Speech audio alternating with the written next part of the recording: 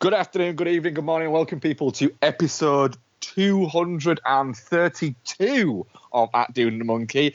I am one of your co-hosts, Marc Foster, and as ever, I am joined by Ian Loring. Hello. And this week we have a regular show. We are recording at the previous regular time we used to record at. We're a little bit more kind of laissez-faire about when we record now, just because of my work, to be honest, which is very nice of Ian to kind of to feed the podcast into sort of when I can kind of get time away and bits like that. But also we've got one main review, we've got trailer chat, we've got a few questions, and we've got some what we've been watching. So it is, in essence, a regular show, which feels like months since last time we did one of these, doesn't it? Yeah, kind of does. Yeah, so we're going to chat. There was quite a few bits out this week, or there was actually a few things out this week, wasn't there? But Ian sort of said we should really do Only the Brave because it's basically Marc Nip, which it kind of is, isn't it? It's it is. It very much is, and we'll get into that and the reasons for that. Also, I think it turns out that it's actually going to be, I think, a really interesting chat on this film, the context of the film, and everything around the film. Surprisingly, actually, yeah. I wasn't super. It was more, I'm ceding this one to Marc because I know he's going to want to see this, so I was happy to. I would have happily chatted Killing of a Sacred Deer. I would have happily chatted Paddington 2. But, you know, it's all good. I don't expect Marc to go and see Paddington 2 by himself. And, you know, I Only the Brave. Well, yeah, like you say, we'll get into it, but there's some stuff to talk about. Yes. So, yeah. Right, well, is there anything happened in the movie world that we should discuss before we get into trailer chat? Well, actually, I'll just talk about the Patreon real briefly. So, patrons would have heard us actually live discussing this.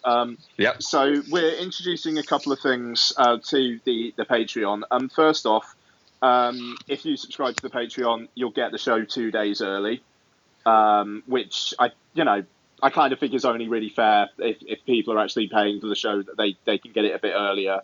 So, you know, that is what it is. But also the kind of the off mic stuff that we talk about before the show starts, because we usually talk for like 10-15 minutes before we even start recording, before we start the show. So we're going to like include that kind of stuff as well as like a You kind of called it a behind the scenes kind of thing, and I suppose it is that. So, but there's some talk about poo, and some talk about the edited bits from last week's show. Also, just slight tangent. Must apologise for the misnumbering of last week's show, and the fact that we said part 1 then didn't do a part 2. Life got in the way for Marc as it does do. Do any of your employees listen to this? Probably not. Probably not. All right, fine. I'd say not. No, I say it. His employees kind of fucked him over last week, and a little bit, yeah. Shame on him. So everybody can blame Marc's employees for there not being a part 2 last week. But to be fair, I was on holiday as well, and you know, Donna had very kindly said yes, you could take an hour and a half out to record, but you know, it was nice to kind of have the time with the family instead. So, yeah, you know, it wasn't really the end of the world, but it was also best laid plans of mice and men, I suppose. So, apologies. Also on the Patreon, Marc's got some stuff coming up this week. I am going to fucking do the Apu trilogy this week. Marc, what are you doing? What am I doing? I've got another movie memories in there. I've got movie chat of the day, which is something I'm going to do. Where I'm basically going to chat any movie stories that I've read that day whilst driving to the cinema. Okay, all right. Yeah, I just thought, you know what, it's a good thing, because on my day off, I try to go to the cinema, whether or not, usually it's to try and go to the podcast, but sometimes it's just because I enjoy going to the cinema as well. So on my day off, I'll look at it and go, right, well, that's playing at like 9:30 in the morning. I'll fuck it. I'm going to go and see that. But I also will. What I'll do is I'll drop Bex off at work, and then I'll come home, have a coffee, and I'll sit and I'll actually read some movie news stuff. Because usually I don't get time, and then I'll kind of think about it, and I'll think, ooh, I'll talk to Ian about that next time we're on the cast. And by the time it gets around to his podcast recording, I've completely fucking forgotten. Okay. So I'm basically just gonna do that and kind of do it like once a week, where I'll just chat whatever the news has been. Might be that day, might be that week, or anything like that, and it will literally just be unedited rambling and probably me going, some penis has just fucking pulled out in front of me, or saying hello to a dog, which I frequently do. Very good. Very good. I'm quite looking forward to that, actually. What movie news was that? Well, I mean, there was this fucking thing that bloody... it kind of got people chatting, even though it was a story where in the story itself they said they had talks, but then nothing happened. So this is the scuttlebutt of Disney buying Fox's kind of entertainment business. So, which, generated loads of discussion, but literally, if you read any of the articles, it said the talks aren't actually happening at this time, it was discussed. You know, I don't know, it's like me fucking saying I was thinking of having spaghetti bolognese, but I had a cottage pie instead. It's not news. Yeah, it literally is that. It's not news. It's... Someone suggested this, and that was it. And I mean, if it actually comes up in the future and if it's actively being discussed, cool. Have a chat about it at that point. It does almost feel a little bit like someone went, can someone just put out a story where somebody isn't jerking off? And they've gone, Disney buying Fox. What, is that a story? It might be. Yeah, I mean, there is a bit of a whiff of that, to be fair. Just trying to distract away from fucking everybody in Hollywood being a dick, which we all knew anyway. Maybe not in that way, but I mean, it was interesting. It was I saw somebody tweeting the other day about how it shows, when we say we love X actor, we love Y actress, maybe we should start separating the person that at work. Yeah, you don't love them, you love their work, which, I don't know, it's interesting. All this does show that people in Hollywood live in a different world from other people, no matter how down to earth that they can seem. It was interesting. I was reading, there's an interview with Adam Driver in the latest GQ. And he's a fucking interesting guy, that guy. Yeah, and he straight up admits, like, in it, I live a charmed life, but I have to try and seem down to earth, but I'm not. Well, doesn't he come from? He comes from a not a wealthy family, but a fairly well-off family, and he did. I might be talking absolute bobbins here, but I'm pretty sure he decided when he was like 20, 21 that he'd lived quite a charmed life and he should give something back. So joined the fucking Marines and did like tours in Afghanistan. No, I don't think he ever actually got deployed. Did he never get deployed? He broke his sternum, and so he was medically discharged. Ah, right. And there was something. Yeah, he was basically, I want to give something back to my country, and so he decided to do that. But yeah, it was a medical thing, so it wasn't that it wasn't that he wanted to go. It was he was medically discharged. And then I think he went to school for the performing arts after that. Sorry. Yeah, like Shaggy. What? It wasn't him. Yeah, but no, Shaggy used to be in the Marines, but he was medically discharged. Really? Yeah, Shaggy was a Marine. I like Shaggy because he basically has come out and said he'll pop up every 5 years or so, do a song that just earns him enough money that he can just go back to his island. Yeah, and then that's it. And then just comes back when he's run out of money. That's it. It's a wonderful system to use to go, do you know what? Yeah. I bet you Shaggy fucking loves Spotify. Oh, can you imagine? I bet he just fucking... I bet he loves it. I bet he just looks at it and goes... 245,000 listens yesterday. Hey, do you know what? This is good. This is awesome that all wedding DJs now just use Spotify and an iPod. It's a good shout, that. It is. That's it. He just fucking coins it, and you can't blame him at all. It was like the company that used to own. Do you remember Littlewoods that used to be around all around when we were kids, like stores and the what is it, and everything like that. That was owned by the Moores family, and it literally just disappeared overnight, didn't it? Like literally just went. It's just like it's mail order now, but there used to be stores all over the place. Yeah. Well, what happened with that, with the stores and things like that, is the Moores family literally had a figure that they said once they'd earned this much money, that was it. They were stopping. And when they hit that figure, and people went, "Oh, you're not really going to get rid of it, are you?" And they went, "Yeah." And they did. They just got rid of it. Gave everyone really good redundancies, so everyone was really well remunerated for it, and just did. Well, you know what? We did it to get rich, so that we didn't have to work, not to continue getting more rich. Oh, so, that's funny. I thought that's the way to do it. Not this fucking more money, more power bullshit. Just earn enough and then go put this shit. I'm off. But oh god, what were we even talking about? I mean, it's a good story, but fuck. So we were talking about Disney and Fox. Yeah, okay, Disney and Fox. Fucking who knows what's happening? But apparently, like Fox are looking into buying Time Warner, and it's all being seen as a bit of a. Are they just putting that out there so that like they are in a position where it might be more Time Warner might be more amenable, and it's like fucking whatever, like. That's it. Disney are trying to essentially corner the movie market. Yeah, I mean, I don't know. I mean, because there was that thing as well that they've said that Rian Johnson's going to be doing a whole trilogy of Skywalker-less Star Wars films, which is fine, by the way. If the Skywalker saga wants to end at Episode 9, that's fine.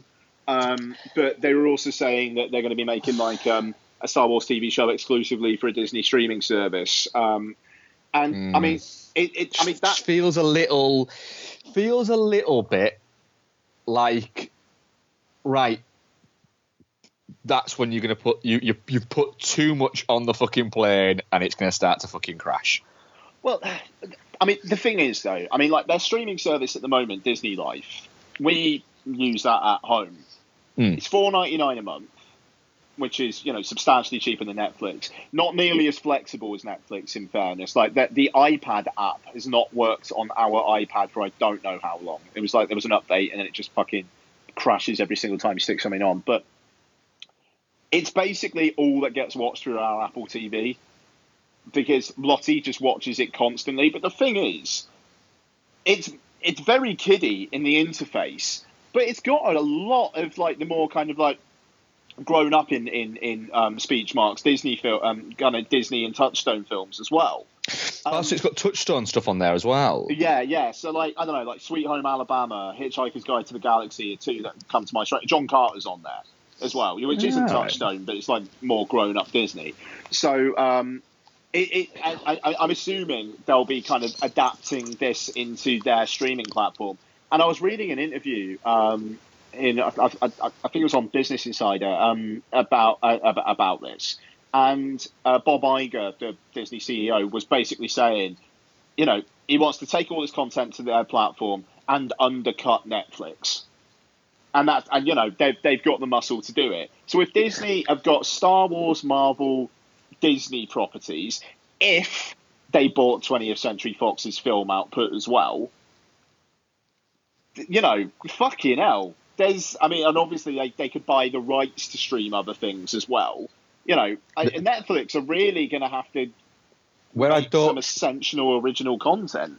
Where I don't trust Disney with this is, it's all very well and good them saying they're going to undercut. But historically, for home media, Disney have never undercut fuck all. It was Disney who bumped up the price of VHS from $12.99 to $14.99 to $19.99. It was Disney who bumped up the price of DVDs. It was Disney who bumped up the price of Blu-rays. They always fucking do this. And once it wouldn't surprise me, once they've got it all, and they've got it all in the palm of the hand, they go, well, do you know what? Netflix is $9.99. We could charge $7.99, but we could also charge $12.99 and say, well, actually, yeah, we are more expensive, but look at how much more we've got. Mm. And that's it. Me and actually Noel were actually discussing this and saying the system at the moment is nice at the moment, but how long is it going to be before you have to have Disney, Netflix, and Amazon, and all three of them are £12. So you've got £36, and then if you want to add Sky into that, you're looking at well over £100 every month for these things, and it's at that point that it starts to fucking shake, and it'll be a whoever blinks first kind of deal. No, I mean, which I think that competition's good. It's just if any of the competition does go by the wayside, then that's certainly a dangerous thing. Yeah, but all of them currently are rich enough to not. No, I mean that's the thing. I mean, I think it would. It's just how many streaming platforms can you have? Like, that's it. Literally, we have Netflix, Amazon Prime, and Disney Life. But the thing is, Amazon Prime, it's primarily for Prime delivery. So that's almost just not a factor. And Disney Life is $5 a month. It used to be $9.99 a month. Yeah. I remember when it came out, like I did the first month's free trial and I was like, I'm not paying $10 a month for this. As soon as it dropped down to $5, it was like, yeah, that's worth it.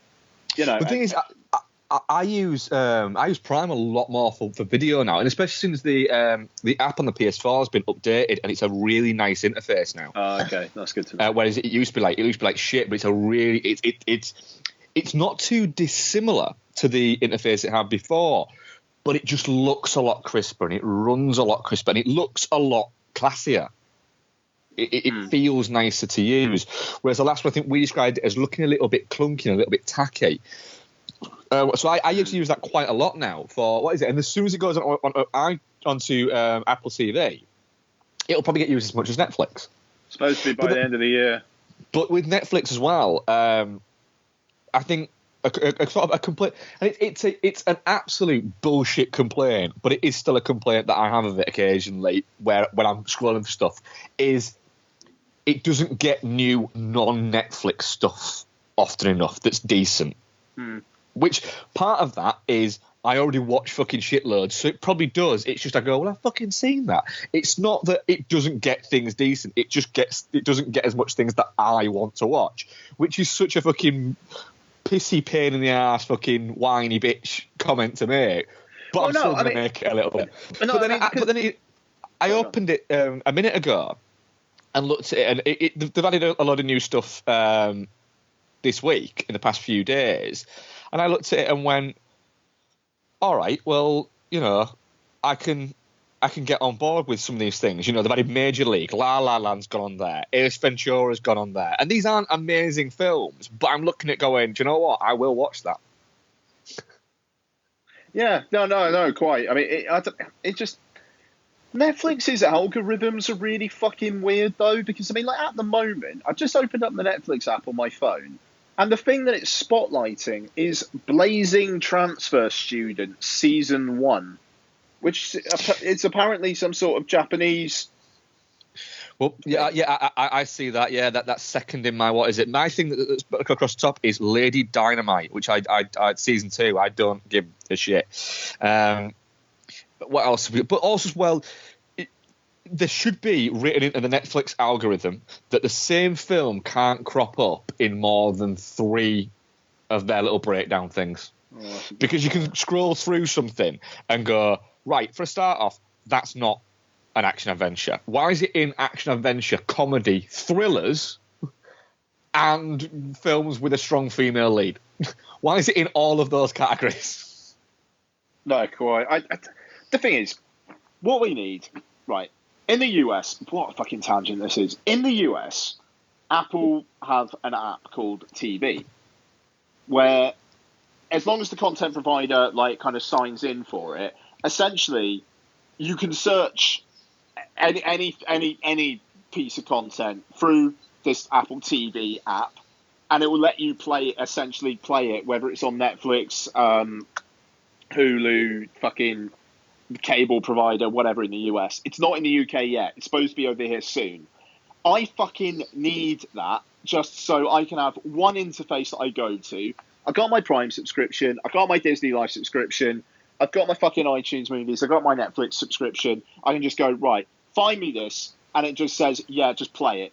And it will just then kind of auto-play through whatever app it is. Yeah. So I don't have to go trawling through for all the fucking apps to find the thing that I want to watch. It's just, right, there it is.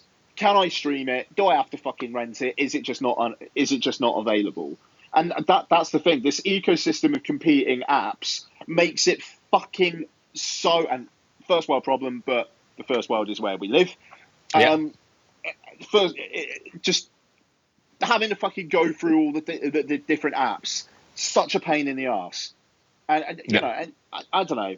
And it's like cheeky things as well. Like I wanted to watch Paddington this week, the first one. I wanted to put it on Velocity, and you know, in the opening credits for it, it says in association with Amazon Prime Instant Video. Is the first Paddington on Prime at the moment? Nope. Is it on Netflix? Nope. So I had to buy it on iTunes for $7.99. The fucking day after, it's down to $4.99 on iTunes. Yeah. You know, that's it. There's a few kind of little minor grumbles I have. I can often, but again, I watch silly things. Let's be honest, and I do, and I freely admit that, and I hold my fucking hands up and say I watch some crap, and I'm going to talk about some of it later. But like, I'll go on iTunes and go, ooh, fancy watching blah blah blah. Not there, and like right now, I really really want to watch Zodiac, the director's cut, and it's not on iTunes, so I'm gonna have to buy it on fucking Blu-ray because I want to watch Zodiac, the director's cut. I've literally, you might have seen this before. I used to do once a month. I would tweet Warner Brothers' a Twitter account saying, "Can you please put Zodiac director's cut out on iTunes?" It literally is. I will admit that iTunes is a better format, and remember, I'm a fully iTunes convert. I've bought 2 films this week, and I'll tell you about them later. One of them is I'm fine with. The other one I'm not fine with, but I bought it anyway. And yeah, fucking hell, I'm an idiot. Let's just say that. I'm intrigued. Yeah, yeah. But as soon as Zodiac director's cut goes on there, I will go. Do you know what? It's fine. It's fine. It's taken over. It's better than Blu-ray. Fuck it. There we go. Do you know what? That's so fucking weird. That is my one. That's my one thing as well. Actually, no, 2. That and Studio Ghibli films. They're creepy on a little bit, I think, aren't they? Yeah, like the Red Turtle is on iTunes, and which is technically, it was released under the Studio Ghibli banner over here, and it's got iTunes extras on it as well. But you know, it must be some sort of licensing thing. But how the fuck is like Princess Mononoke and My Neighbor Totoro not on iTunes yet? I have no idea. It's fucking stupid. I mean, there are 2 like Prime Studio Ghibli films on iTunes at the moment. The Castle of Cagliostro. Yeah, which technically wasn't a Ghibli film. No, but it's released under Ghibli now. Yes, it is now, and it's released through Studio Canal. We have the rights to Ghibli over here, and Grave of the Fireflies. Which seems odd. Yeah, it's like of all the Ghibli films you're going to do the one which is one of the most depressing films I've seen in my fucking life. Yes, it is. It's a horrible film. It is. It's a brilliant film. Yes, but it's an hour and a half of watching 2 kids slowly die. Yeah. You know, and yet that is on there. So I don't get the logic, but. It's just we're so close. We're so close to just going right. Fuck it, done. But they are just those little gaps, like Zodiac director's cut, which I am waiting until it's on iTunes. I'm not going to buy the Blu-ray, even though I could probably buy it real cheap. I'm waiting to buy it on fucking iTunes because I want to. It's an OCD thing. I don't want to have to insert a disc anymore. I can't be asked. I don't. I get really fucking pissed off if someone's taken FIFA out of the PS4 and put something else in. And literally the other day it went, this is fucking bullshit. And all I had to do, quite literally, was lean forward, press eject, get the disc, which was next to the player, and put it in. And my exact words were, this is fucking bullshit. I felt myself going, you complete cock. Yeah. I don't know, man. It's so fucking weird. Like my tune has changed so much, but it is practicality over quality. Even though 4K Apple TV looks really fucking good, so it is what it is. But fuck, man, should we talk some trailers? Trailers, let's say, yeah, trailers. Jesus Christ, what have you seen? Quickly go through this. So the Post, the trailer for the new Spielberg, which comes out in early January over here. It looks like it's going to be very, very self-serious. And, we'll see. I really like Lincoln. Was in my top 10 that year. I'm pretty sure I remember that being the case.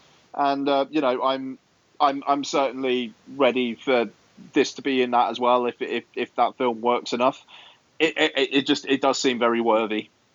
But we'll see. It does. I hope it's not the case with the actual film, and I very much doubt it's the case with the actual film. But a little bit in the trailer, it does look a little bit like Meryl Streep's wandering around, not saying a lot, and then every time they sort of camera moves away from her, she goes, "Have I been nominated for an Oscar for this yet?" And they're going, "You will be, Meryl. It'll be fine." Like, okay, cool. Just gonna look around here and let Tom do all the work, and Oscar speech. And it does look a little bit like that. But then again, it's the same thing with Hanks. It does seem a little bit like it's going to trick you, and they're not actually going to be the major stars of it. It's going to be the supporting cast. But they're just going to throw that at people and go, look, Meryl Streep and Tom fucking Hanks in a Spielberg movie. How many nominations is this going to get? And then not win anything. Yeah, that's actually a pretty good shout, I think. That's it. I mean, don't get me wrong. It will probably be very good. But you see, I'm about to say something, then I'm about to disagree with what I'm about to say. But will it be biting enough? But yeah, it might be, because he's got form for being biting. Schindler's List was biting. Munich was biting. But then he hosted the BFG recently, and Bridge of Spies was good, but was it biting? No, not really. So I'm a little bit... It seems that we're going to get a soft version of a film that somebody else might have made a harder version of, but it might not have been as good a film. I don't know. My one thing I would say is that apparently he put this together very quickly, and just because he kind of felt like it was something that needed to be said in our times, and he apparently put the post-production of Ready Player One on hold so that he could knock this out. And I think that when Spielberg is in that mode, when his mind's set in gear, he can produce some fucking great stuff. Yeah, I mean, like you look at Munich and War of the Worlds, you look at Jurassic Park and Schindler's List, which fucking Schindler's List. I've still never seen Schindler's List, and I really must. But have you not? I think I might before the Post actually. The thing is, I can absolutely see why you have not seen Schindler's List, because it's not a film that you would go, I want to sit down and watch Schindler's List, because you already know going in, oh, this is going to be deeply unpleasant, isn't it? This is going to make me angry, cry, and just feel what the fuck is wrong with everybody. And at the moment, what you don't need is more what the fuck is wrong with everybody.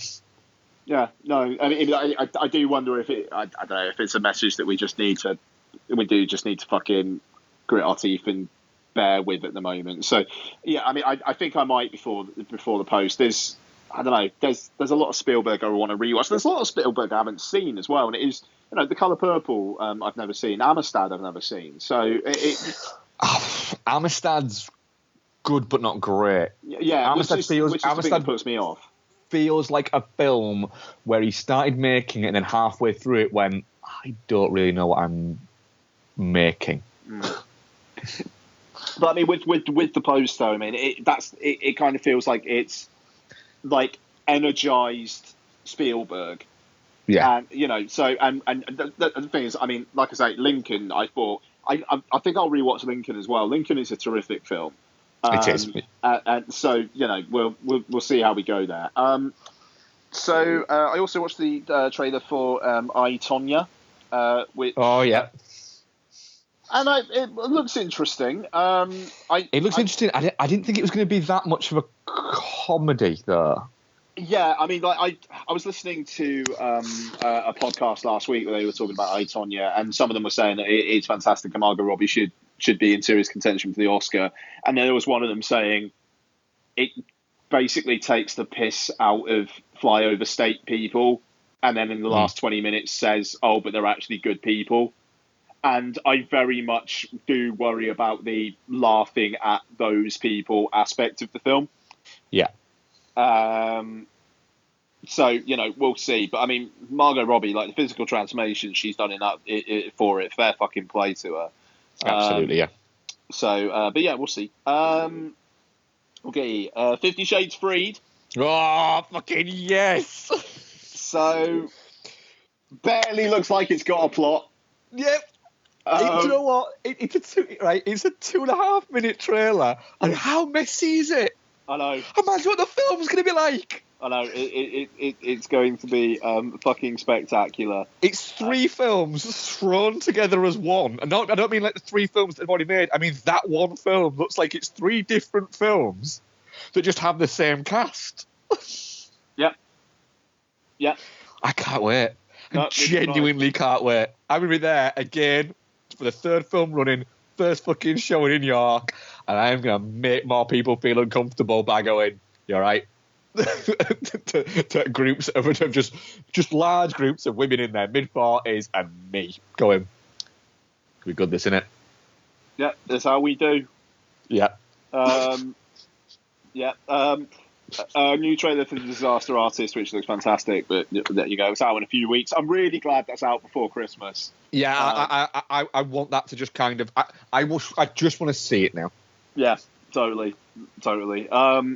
Okay, and I think, my last one, Game Night. Yes, I was hoping you were going to say this because this is my last one as well. I like the look of it. I'm for it, man. That bit where Jesse Plemons is like, "Why don't you come in?"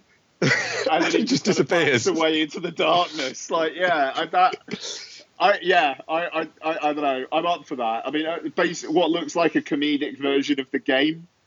Yeah. Why not?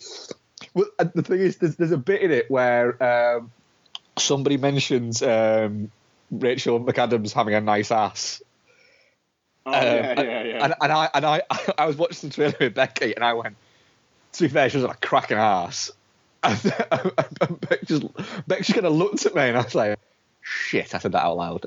She just went, didn't mean to say that out loud, did you, sweetheart? I was like, nope, did not mean to say that one out loud. To be fair, she does have a cracking ass. Becky went, I'll let you off. Like, thank you. Well, your wife's not got the worst bottom in the world herself. So, no, not at all. So she's quite understanding. And plus, she keeps on going on the fact that she can't wait to see Justice League because of the Jason Momoa, isn't it? So, I was like, I know. She's like, no, it doesn't work if you do it back. I went, but he is a fucking handsome man, though, isn't he? He's a strapping guy. Oh, he is a strapping young lad, that one. He looks like he'd be a fucking great pint. Oh, can you imagine? Yeah. My God, the adventure you'd have with him. I imagine that if we went out on the piss with Jason Momoa, at one point we would be walking from one bar to another, and he would have me under one of his arms. You'd wake up the next day on a fishing boat. Yeah, you would to him just going, this is fucking crazy. We're near Turkey. Yeah, no, exactly. Yeah, just, You're like, what? How are we getting back? You're like, I don't know, but I have some mead and some rum, so we appear to have gone back in fucking time as well. Yeah, no, oh my God. You've just gone around the circumference of the earth with him so fast that you've turned back time. And you've got just a really big bruise on your arm from every time he finishes saying something, so he slaps you on the arm and walks away, and you're like, he's so fucking strong. Oh, I hope Justice League is all right. And so far, everyone seems to be going, it's not shit. It's not good, but it's not shit. Yeah. Right. Yeah. Right. Well, quite. 40 minutes into the podcast, so we got onto our first main review. Fucking hell. It's going to be a long one. This is what happens when on a normal show. Cool. I'm glad to say that I've watched a lot for what I've been watching, but not much of it is worth spending too much fucking time talking about. Okay. Cool. Only the Brave. It's directed by Joseph Kosinski, and it stars Josh Brolin, Miles Teller, Jeff Bridges, James Badge Dale, Taylor Kitsch in an and Taylor Kitsch, and you get halfway through it and go, holy shit, that's Taylor Kitsch. Yeah. And Jennifer Connelly, plus quite a few other kind of, I recognise him from something people in there. It is, right, it is the story of the Granite Mountain hotshots and the Yarn Hill fire. I'll be honest, I went into it thinking that it was about just majoritively the Yarn Hill fire and that disaster. And we're going to be all spoilers all the time, but also it is based upon a true story. And I went into it thinking it was mostly about that, and then was quite surprised to find that actually it's not mostly about that. It is mostly about how they got to that place, I suppose, would be the best way to describe it. Yeah. Right, Ian, we'll get more into the story because there is actually quite a lot of story, but also as well. Yeah. So what did you think of Only the Brave? Yeah, okay. So I didn't know anything about the true life stuff going in. Right, that's interesting. Yeah. So did you know nothing? Did you know the and again, guys, we're all spoilers all the time. Did you know the ending? No. How it ended? Right. Literally, I did. Okay, so that's quite interesting. It'll be interesting when we get to that bit to find out how we reacted to that bit. Yeah, okay. So, no, quite, yeah. So, through the film, I'm thinking, this isn't quite as men fighting fires and being brave as I thought it was going to be. And it's like, okay, they're dealing with these fires and they're kind of like, they're holding their line and they're doing their jobs and, you know, no one's getting hurt, no one's getting killed. And, you know, that one he's a bit doubtful because he's had a kid and he's got the responsibilities and oh fuck, okay, is he gonna die? And it's like he goes off to the lookout and he's like, no, he's okay. And then all the other guys are like standing around having a joke and a chat, and then Josh Brolin's like, right then guys, how do you feel about going down there? Yeah, cool, yeah. 5 minutes later they're all dead. Oh fuck. Wow. Okay. No wonder it wasn't an action-packed backdraft-esque romp. Yeah. So it's this really, really, really respectful drama, which is solidly made, has the odd interesting visual, and has really good performances. But I'd be lying if I didn't want there to be a bit more oomph to it, though I understand why there's not. The film is caught between a rock and a hard place, I think. Yeah, I can absolutely see that. It's a film where it's really interested in the fact that it's not the film the trailer makes it out to be. Not in the fucking slightest. Which is no problem because do you remember the trailers for The Road that made it look like an action film? Yeah. And then when you actually got there, you realised that every single piece of action in the film is in the trailer, and the rest of it is a depressing fucking guy and his not quite there son walking into oblivion. Yeah. The Road is a horrible movie. It's a fantastic movie, but it's a horrible movie. Whereas Under the Blade isn't an action film. It's a character film. And it spends an awful lot of time essentially building towards basically getting you to know these characters and getting you to form a relationship with these characters, so that essentially when you get to the end of it, it hits you a little bit more.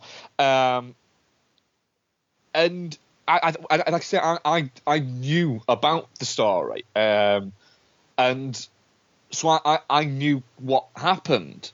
And when they're doing that, and he says, and then they're all saying, you know, are we going to fucking go and do what we're waiting to do or not? Why is he waiting?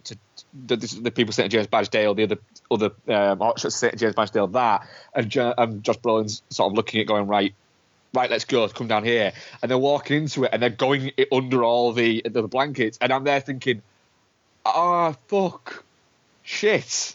And I'll be honest, it got me. It really fucking got me. It was from there until the moment just after Miles Teller character walks into the gymnasium and then walks straight back out. I was a little bit kind of, I was quite teared up, actually. It kind of fucking hit me, because what it did do was it almost, because it's a long film as well, it's 2 hours 20 roughly. Yeah. It almost acts a little bit like a miniseries, and it maybe would have benefited from being a miniseries, but I just don't think as many people would have watched it as if it's a film, which is a strange thing. I think it could have been either, and might have been better or worse as both. In that, but no one tries to steal focus in the film. No, quite. But I would like to have spent more time with Josh Brolin and Jennifer Connelly's characters. Yeah. I would like to have spent more time with Miles Teller and his thing that was going on, especially once him and Taylor Kitsch kind of become bosom buddies, and then it kind of springs forward like 8 months, and they've gone from being not really getting on and not really liking each other to being like essentially like a weird couple. Oh no! I mean, like that, and that cut is actually like the time cut is actually really, really good as well. The old, you can stay with me for a bit, and then what is it? 9 months later, and he comes in and Taylor Kitsch is wrapping like fucking bubble wrap around all the corners and everything, because it's the first time that that Miles Teller's having the baby over, the first time they're having her over. Yeah. And obviously, I'd like to spend more time with James Badgedale, because I said this to Ian on the WhatsApp when we had a brief kind of like thing about it. He is quietly one of the best actors working today. As a character actor, he's fantastic. And at some point, everyone's going to go, "Fuck hell, James Badgedale." He's doing the John Hawkes thing. Just going through without many people noticing, but cropping up in fucking loads, and then all of a sudden he's going to be stood with a Best Supporting Actor Oscar. Yeah, I can totally see that, and I think he's fine with that, because he's always very good. It's quite. I think what a great thing that makes a great character actor is when sometimes the name appears in the cast, but you're going, which one is he? Oh, it's him. Oh, there he is. And the thing is, Taylor Kitsch is like that. You know, he's gone from being, you know, the big, strapping, handsome guy in things to being this character in this. And it feels like he's almost gone. Do you know what? I got so burned by John Carter that I can't be fucked with doing that shit anymore. Yeah. I don't want to be an action star. I can't be fucked with it. I'm just going to go off and do this. I'll let Chris Pine do the character actor and action star and movie star thing. I'm fine. I'm going to go off and I'm going to do shit that I want to do. It's the character bits that work, but then again, I do enjoy the bits where there's action and they're fighting fucking fires. Yeah, no, quite. I mean, that's the thing. The action stuff when it is there is good, and it's shot well and it looks good. I mean, it's Claudio Miranda doing the cinematography, and he's no fucking slouch. And I don't know. It just could there be a bit more action? Could there be a bit more character? I think if there was more of one or the other or both, I think it would have been a better overall experience. And just the whole thing with Josh Brolin's character. It turns out he was a former addict and stuff like that, and that kind of feels dropped in there. And it's like, okay, it makes sense why he's reacting like that. And then it's like, oh, and she was as well. Okay, that's interesting. But then they don't really explore that. And I don't know. I would have liked more there. It does feel like it's pretty open about the characters and their flaws and everything. So it's not. But also, maybe they don't want to go too far into the ickiness of people's past. That's the thing. I don't think they want to offend anybody's families. That's it, because essentially, these people aren't there to defend themselves, and I don't think it would be. I don't think that by going into the more icky, I think is the best way I can describe it. Sure. Deletes of their characters' past would be an attack on them, but I think that they're just going, hang on a minute, I'm going to do that, and then I'm going to show you it. And I think the way it's done, I think the way Kosinski does it is very well. It's very well done. Filmically, it's fantastic. We're literally going to show you the fact that they've died in a horrible way. It just feels like that maybe they've gone, we need to tread very fucking carefully here. And that's I suppose that's the issue with the film, is that they do, and you completely 100% understand why they have to tread carefully, and of course they have to tread carefully, but it doesn't make it super cinematic. Which I can absolutely agree. Which I think why I was watching it going, this does feel like I'm watching a 2-part or a 3-part series on the big screen. Yeah. But it's just really well made. Whether or not that's because TV's become betterly made, or whether or not because it just felt like that. But it's the way that the death dealt with it is very good, because you are watching it going, that fire's really fucking close, and they get under it, and then it's literally the medic gets off the thing, walks over, and just looks at it, and you go, they're all dead. Yeah. And he just goes, 19. And it's like, shit. It was just that. They never fucking stood a chance.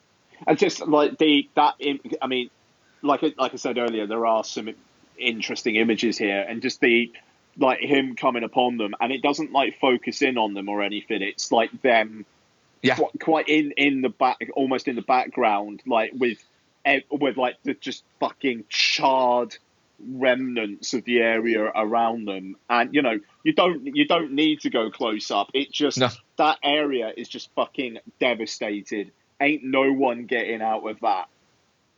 It's oh really? It's a chilling thing to watch on the screen. And I was kind of transfixed, going, this is horrible. This is unpleasant to watch. But they spend time with the build-up as well. That's the thing, isn't it? It really drags it out. Yeah, and you're watching it, and you're going, these guys, this is what they wanted, and at the end, it's fucking killed them. I think it's Bridges' best performance in something for. Actually, because he was fantastic as well in Hell or High Water. But it's.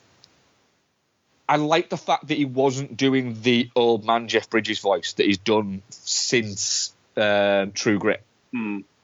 It sounds like he's chewing on a bag of marbles. Yeah, which he did do in Hell or High Water. It's a very, very good film and a very, very good performance. He didn't do that voice here. He started off doing it, but then he very quickly got out of it, and you just got quite a normal Jeff Bridges performance. But then the bit where he takes the call in the car, and you've got the noise he lets out. And you've got Jennifer Connelly and Andy McDowell in the background, who's very good in this as well. She's as an older actress, she's really fucking coming into her own. I think she's got some good stuff on the horizon for her now. Now she's kind of gone, do you know what? Fuck it. I'm just going to crop up in stuff in the background and just be really fucking good. But yeah, the noise that fucking Bridges kind of makes is fantastic. And I think also, I think Jennifer Connelly's her fucking scream when she's found out is chilling, because you hear it beforehand. She has a moment where you don't see it, and then she just comes out and it's just a pure exhale of that. And I think it'd be easy to kind of go, that's a bit OTT, but then it's like, her husband's probably just burned to death in a fucking, what is it? That's the time to be OT fucking T. Yeah. Yeah, it's. I just think Miles Teller's very good in the fact that he doesn't. I think one thing that I do like about Miles Teller is he's quite an understated actor. He never tries to go too big. Like with his big scene in it, I suppose, is when he comes into the gymnasium and he literally walks in and realizes, shit, I shouldn't have come here. And the guy tells him on the way there, where he says, take me to the gymnasium, and he's like, I don't think that's a good idea. And he says, just fucking take me there. Yeah. And he gets in and goes, and at the moment, I think as soon as he walks in and everyone looks at him and starts crying, it's like he goes, they don't know. Oh, just that whole thing about, like, Bridges is talking to the mayor, and it's like, have they been told? It's like, well, we can't tell them yet. Why not? The grief counsellors aren't here. When are they going to be in another 20 minutes? It's like, fucking hell. Yeah. It's pointing a lot of fucking fingers.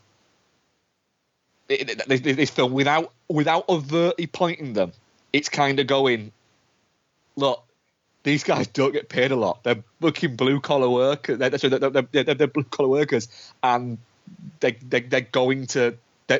This could happen. This happens. Happened. I mean, like we had a situation in work a few weeks back where we had to, like, I had to fucking tell a few people in my team that one of our managers who had a really fucking long, brave battle with cancer died.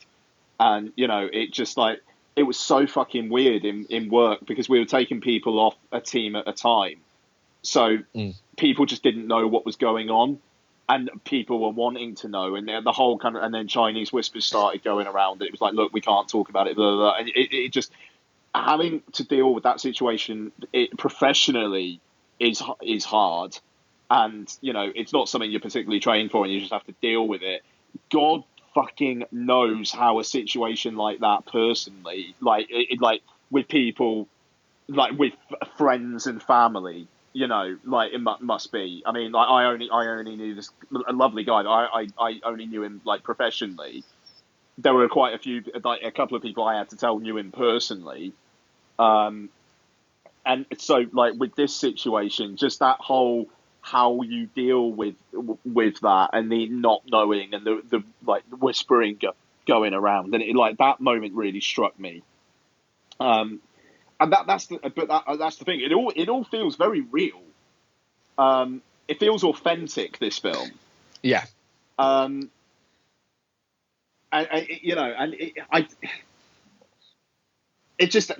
feel really bad because my criticisms of it are basically that,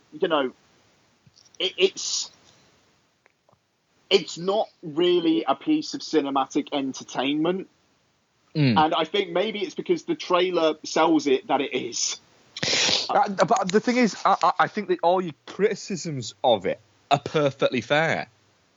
I don't think that they're not fair. I think it's a very good film, but in the way that the reason why we covered it is, I think it's more lined up for the sort of things that I like watching, I suppose, the best. Not enjoy watching, but like watching. I get what you're saying.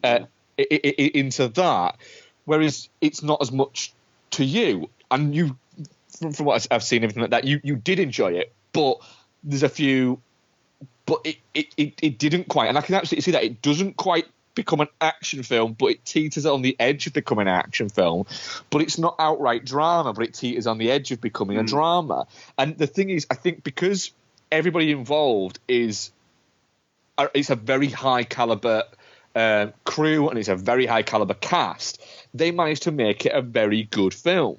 This quite easily could have been directed by a jobbing director and instead of starring Josh Brolin, it starred John Travolta and a load of nearly people, fucking Ryan Philippe in the Miles Teller fucking role, and people across there, and being a little bit crap, to be honest. But I think because it's Kosinski and he's in it, I don't think he's a fantastic filmmaker. I think he's an interesting filmmaker who at some point is going to make a fantastic film.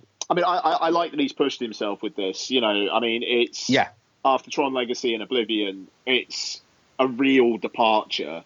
And it is, yeah. And I get the feeling that it's something that he wanted to make. And I don't think the film's criticisms are laid at his door. I think he's done the best he can, and he's made a film that I think the relatives of the men who died would be perfectly at peace with. Yeah, absolutely. And I thought it was very good, the fact that the end credits, essentially, as the credits were going and it was giving you the cast, it was basically showing you a picture of the actual person and giving you their age. And it was kind of like, you're looking at going, all these guys are fucking younger than me. They were fucking, I mean, they were young. They're not younger than me. They're closer to my daughter's age, some of them, than they are my age. That's terrifying. You know, these guys, you know, it's a weirdness to that of going, they chased this film. They chased the dream of doing what they did. They clearly loved what they did. It was clearly an important job in that region. And it's a job that I don't think you realise. And especially, I think more you probably realise it living in the States, that this is a serious problem. But it doesn't happen in the UK, many of these things. But it is a serious problem. I mean, that had serious problems with it this year in the States. And it's kind of gone unnoticed amongst the shitstorm of everything else that's happened in the world. You know, that they've had a terrible year with forest fires. So it just seems a little bit like these guys do an incredibly dangerous job and don't seem to get the credence that they fucking should. No, quite. And this film's come out and it's you know, it shined a spotlight on them. But I like the fact that it doesn't bring politics into it at any point. Oh God, no. I mean, which is very good, because I think some of them might have tried. Other people might have tried to. It's gone. Do you know what? The politics are another fucking story. I'm talking to you about this group of guys. Yeah, I mean, it's a very human. It's a very human story. It just, I don't know. I could have done with a bit more backdraft. And I feel really bad saying that, but you know, it is a film. Yeah, I can absolutely see your point for that.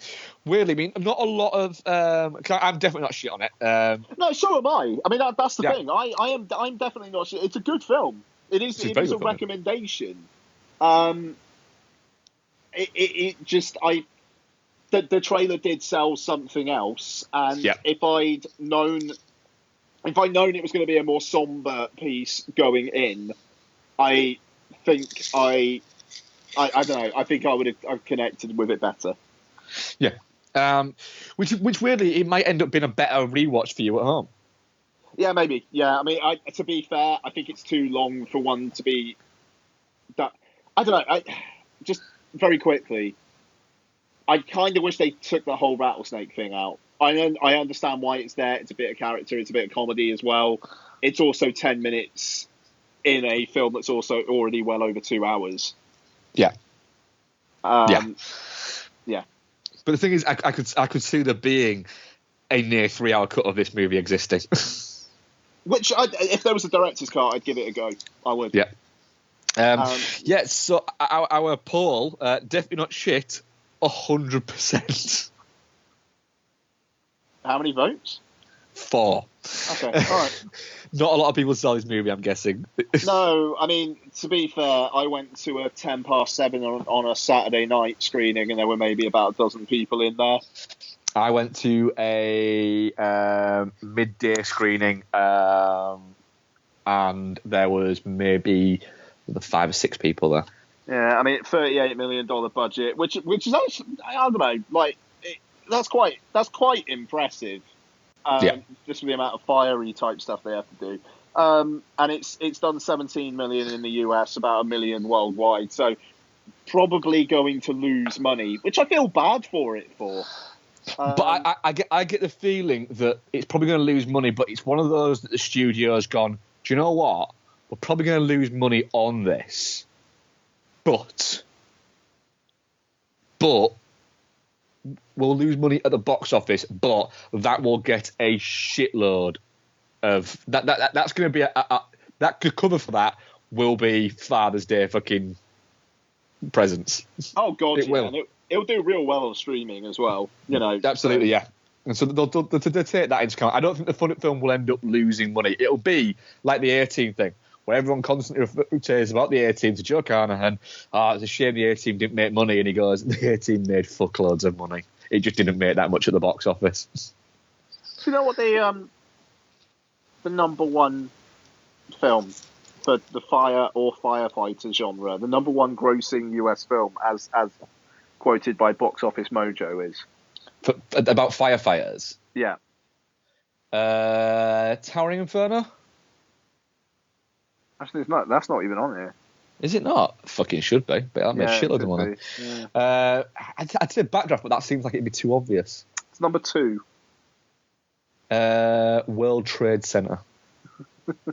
It's not on here.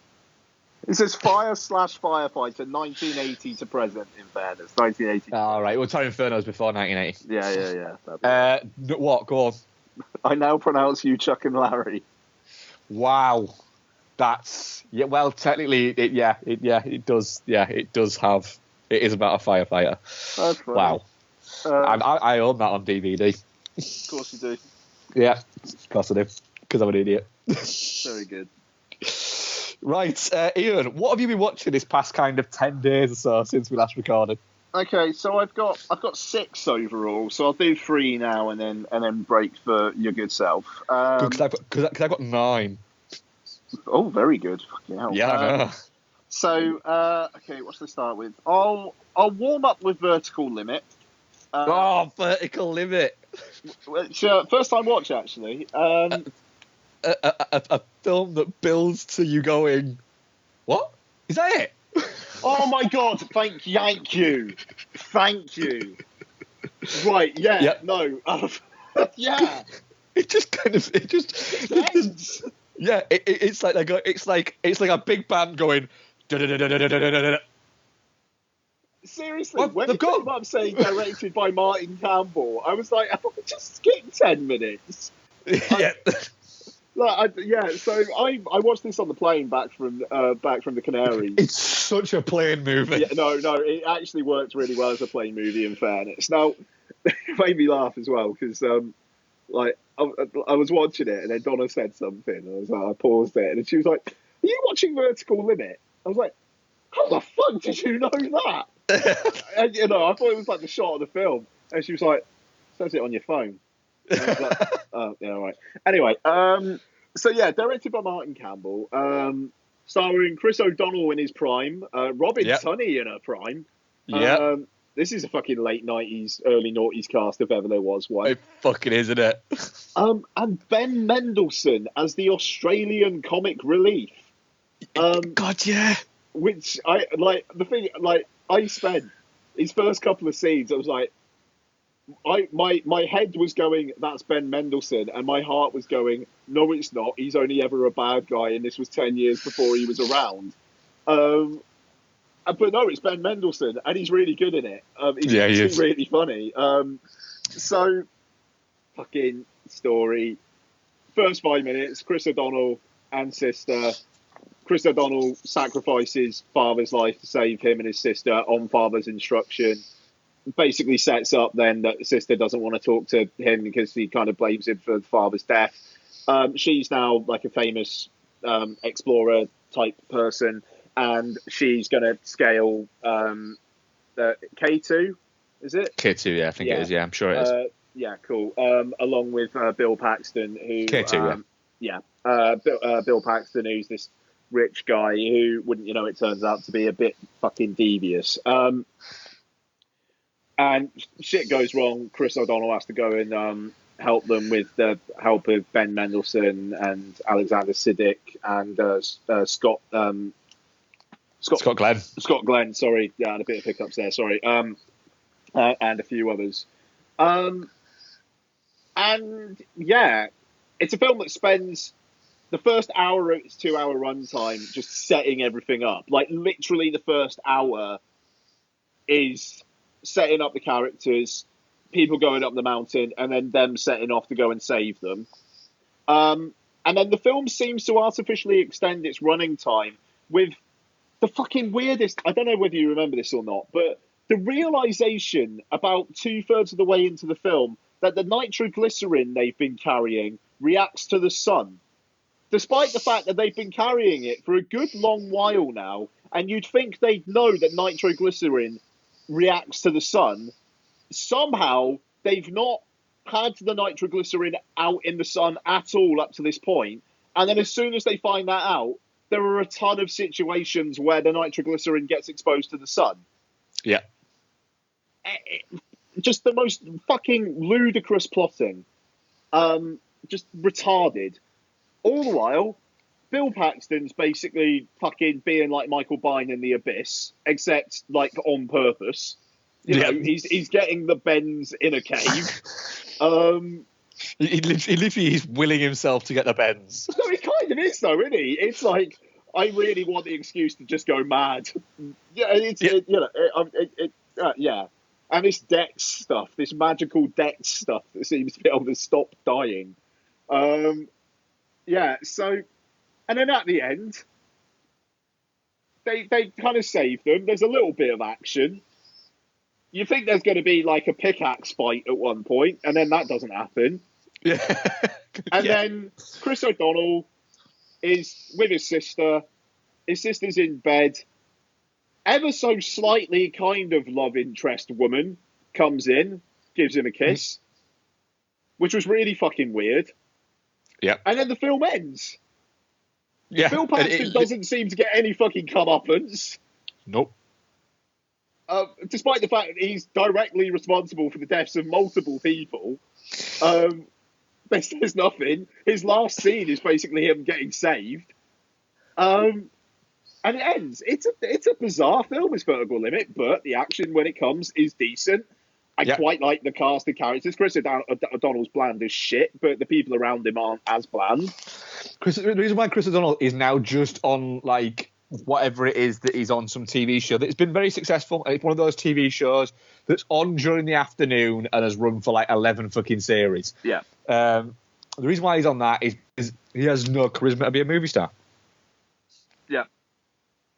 Yeah, no, exactly. And he doesn't have any here. And yeah, you know, it was a plain film. It passed the time well enough, but by the end it was like, right, that was that then. And I'll never think of it again. Yep. Don't blame me. No. So, okay. Next on the list.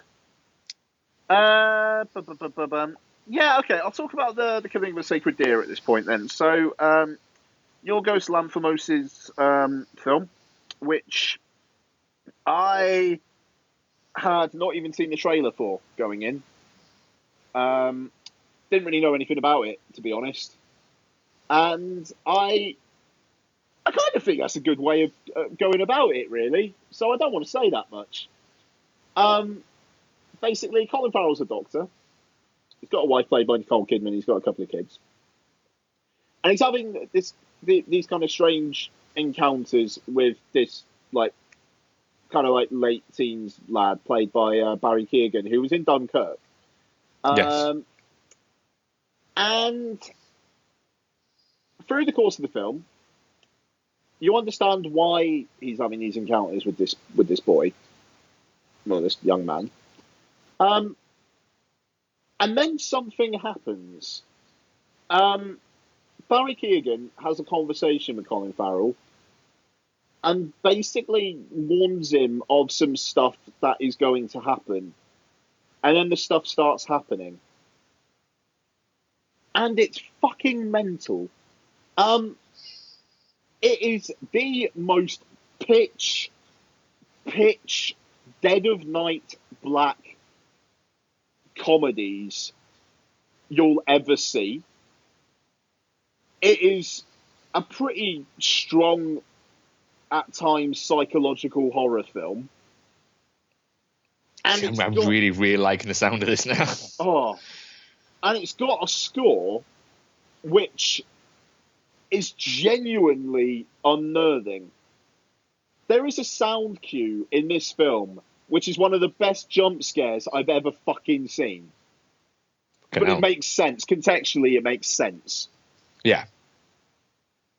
And I was fucking floored by it. It is a stunning piece of work. I'm gutted that I couldn't catch it in the cinema, even though I didn't get on with his last movie, but I was still very interested to see this. It's just there. I don't know how Lanthimos has done it, really, because there is some fucking properly horrifying shit in this film. But the way that he gets the actors to deliver it, it's all just ever so slightly left of centre. And it's played so straight and deadpan that it becomes surreally absurdist. There is a bit where Colin Farrell is having a major, like, freak out at his wife, but is talking about trying to find some pubes. Is it as obsessed with anal sex as The Lobster was? No, God no. Good, because that fucking irked the shit out of me. No, it's like I won't explain the context, but he just uses trying to find some pubes as an example for something, and he's literally trashing his kitchen, going, no pubes there. Like, chucks a colander away, no, there's no pubes there. Breaks some dishes, no pubes there either. And the thing is, people in my audience were like pissing themselves. And a lot of the time that would annoy me. But I think it's almost like there's a nervous relief. Yeah. That is like just this dark comedy. And, you know, the thing is, I think this is one of the things that probably annoyed you about The Lobster as well. Like, the very kind of the way that people say things, very, very matter of fact, very straight. Yeah. Colin Farrell does that in this film. And the other characters kind of do, but not as much as him. And I don't know, he plays it so emotionless at points that but the thing is, it makes sense. His character's a doctor. He's a very serious man, and, you know, he's had to deal with a lot of shit. He's having to deal with this impossible shit. But the way the whole world works is quite something. I would love to get your thoughts on it. You may hate it. I don't know. I don't think there's nearly as much stuff to set your teeth on edge as there is with The Lobster. I like The Lobster. I could see how some would be fucking infuriated. I can see why you hate The Lobster. Yeah. There's not the thing that with the killing of sacred deer. There's not. I don't think there's that element there. Which is why I'm looking forward to it, because I think that the thing is, I can see why people would get on with The Lobster. I just think they're wrong. Whereas the Killing of Sacred Deer, I did look at it and go, that looks like a film. That doesn't look like a student film by a sexually repressed 5-year-old. But with that, I'm looking at it going, that looks fucking really interesting. I was gutted I couldn't fucking see it. The planets just did not align. Yeah. No, it's a shame. Really, really good, like, camera work. It kind of bit bold, this, it kind of feels like the kind of thing that Kubrick might be doing now if he was still around. Oh, that's very fucking interesting. Because again, I'm very much with Kubrick. I think Kubrick's fantastic, but I actually find Kubrick quite hit and miss for me personally. I love some of his films, and there's some of them when I go, didn't do it for me. This feels like something that, and not just because of Nicole Kidman, but it feels like something that could be made by the person who did Eyes Wide Shut. That's very fucking interesting because I love Eyes Wide Shut. Yeah. I tell you what, I might watch that in the run up to Christmas because that's a Christmas film. I do watch that at Christmas because it is a Christmas film. I think I've got Eyes Wide Shut. I think I've got it in my Kubrick collection on iTunes. 2 ticks. I just want to have a look actually. Yeah, I fucking do. Right. Yep. I'm watching Eyes Wide Shut before Christmas. Nice. Sweet. Right. So I'll talk about one more and then I'll hand it over to you. Yeah.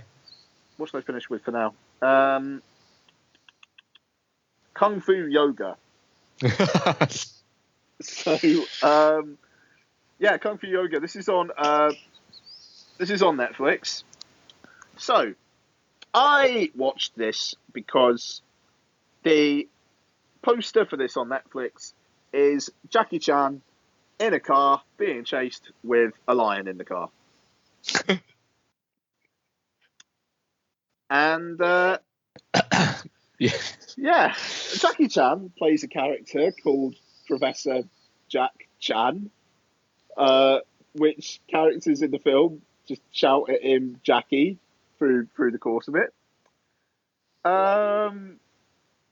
How to explain this? Right, so Professor Jackie Chan is an archaeology professor who is approached by an Indian woman who has, I watched it a couple of weeks back, has a treasure map for something that Chan has been looking for. And Chan and his younger assistants and the Indian woman go off in pursuit of this treasure. And they're tailed by an Indian guy who's looking for the treasure for his own dastardly means.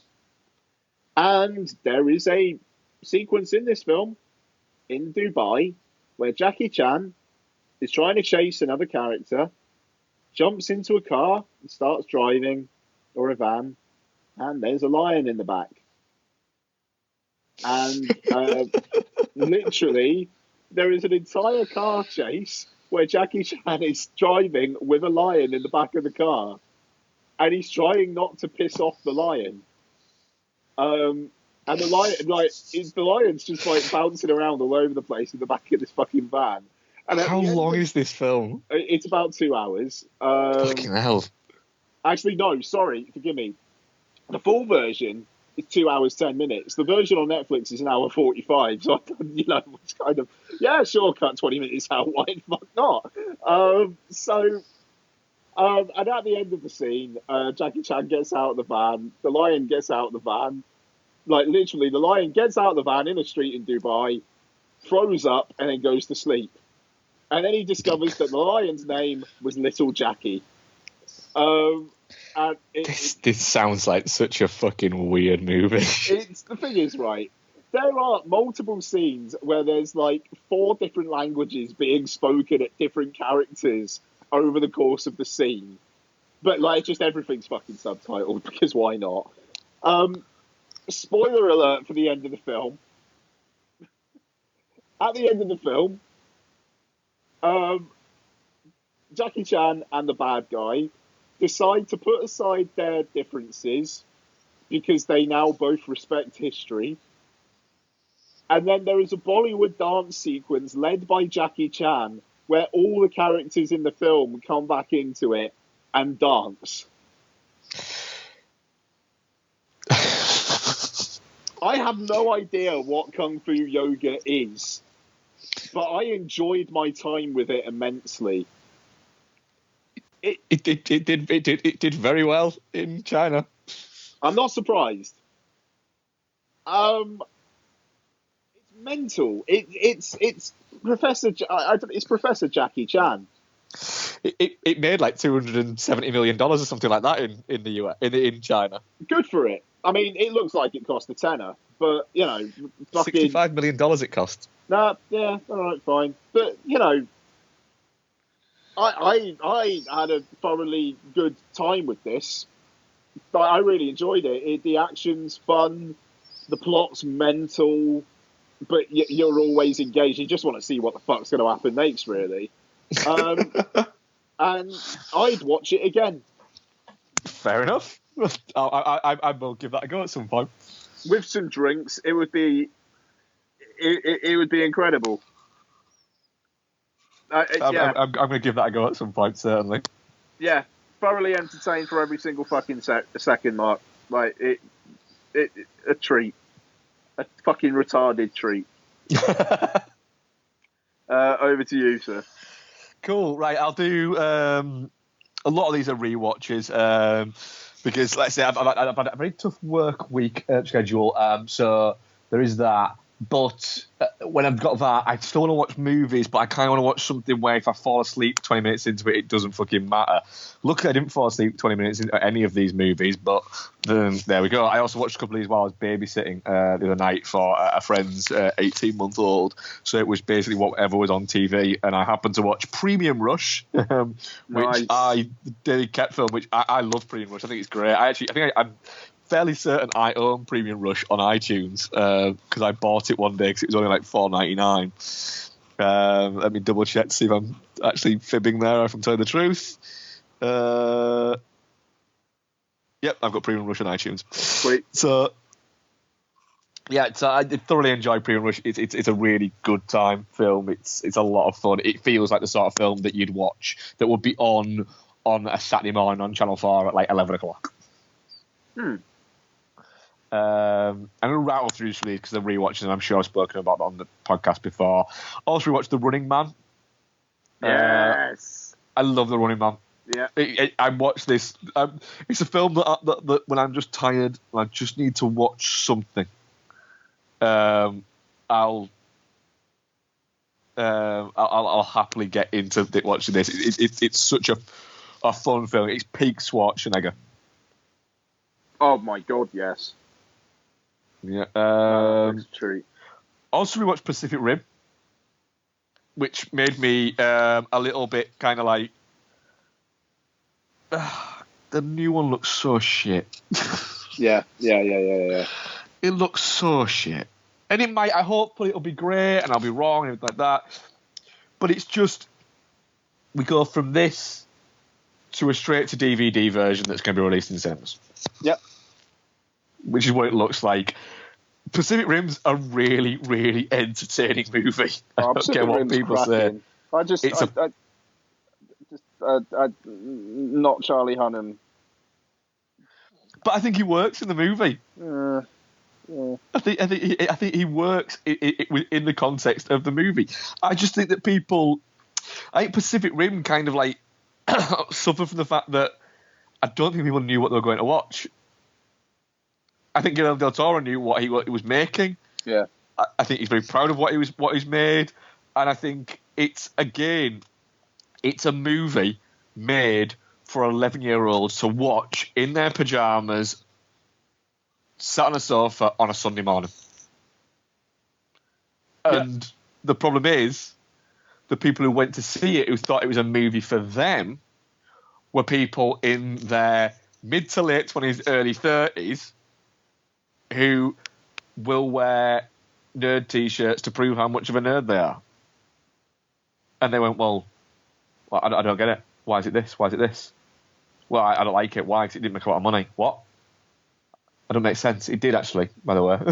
Yeah. And it just seems to be that it's a lot of, and this crops up a lot of the problems that you seem to have, that a lot of comic book movies have, a lot of, well, let's be honest, Marvel films have, get ignored, but films like Pacific Rim, or even to an extent some DC films, get lauded for, get criticised for. You know, there's a lot of comedic value in this movie, yet it's kind of mocked for that, and it's kind of derided for the fact that at points it's a little bit too comical. You know, you've got Bern Gorman and Charlie Day's characters; they're just comic relief. It's like, right, what is the majority of Thor Ragnarok? That's a fucking fair comment. That, yeah. He created a world in Pacific Rim. You know what I mean? Like it's a proper fucking world. Yeah, there's a bit where I turned to Bex and said, I am watching essentially a better version of Godzilla fighting a giant fucking robot to guitar riffs by Tom Morello in Tokyo. Yeah. I can't believe that this isn't that more people aren't going, this is amazing. Like the whole neon-drenched look of that film is something else. And as well, do you know what's really good about it? You can actually make out what's going on. Oh God, yeah. No, the action direction's like fantastic. Yeah, you can make out what's going on, and too often nowadays with action films, you can't make out what's going on because of all the fast cuts and shit like that. They're designed to essentially hide flaws. I just want to see when Pacific Rim 2's out, just to get ready for disappointment. Is it February? I'm sure it's February, yeah. Okay. Pacific Rim. Even the poster's shit. Yeah, it is. It just looks shit. March the 23rd it's out. March 23rd. Yeah. Scott fucking Eastwood. Seriously. Right. I'm a big fan of Charlie Hunnam, but I get the fact that no matter what, he's not going to be an A-list movie star. It's just not going to happen. He's not built for that. To be honest, he's not a good enough film actor. He's a very good TV actor because you get to spend time with a character that he's been within. But he's not as good essentially as a good. What is it? He's a little bit like Paul Walker. In The Right Thing, he's fine. In King Arthur, I think he's very good in King Arthur. Mm-hmm. He's very entertaining in King Arthur. But they've got Scott Eastwood in Pacific Rim Uprising, which is a little bit like they've gone, right, should we get Charlie Hunnam back? And they've gone, could we get Charlie Hunnam, but a bit cheaper? A bit cheaper. So they've gone, Charlie Hunnam's not that expensive. Yeah, but we wanted to make it a bit cheaper. All right, can we get someone that just looks like him? Well, who? Clint Eastwood kid kind of looks a little bit like him. It'll be cheap. What? He's not Clint. And it is. And so Scott Eastwood is a little bit like that. With Scott Eastwood, it's kind of like it's just not going to happen for him because he's just not that good. He's fine. No, he's just not good. I don't know. I mean, like they tried it with Taylor Kitsch. They tried it with Charlie Hunnam. They're kind of trying it with Scott Eastwood, but it even seems a bit fucking... All right, he's one of the ones in Fast and Furious now. And he's one of the ones in this. I mean, to be fair, they're very much positioning Pacific Rim Uprising to be John Boyega's film. Yeah, which even there, I'm a little bit like... But have we seen him in that much? Because he was crap in The Circle. Yeah, I mean, he was crap in The Circle, but... Yeah, but then Detroit... By all accounts, he was good in Detroit. Yeah, it was fantastic in Detroit. I wasn't taken...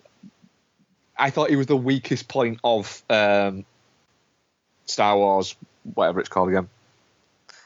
I forget what it's called. What's it called? Awakens. Force Awakens, that's it. I thought he was the weakest part of that film, to be honest. But... And then the last one I'll cover it in this section because all of the other ones are all kind of linked in well, I'll hand back over to you in a second, and then I'll cover the other ones. Yep, sure. I rewatched The Martian, which is just a fucking cracking film. Which version did you watch?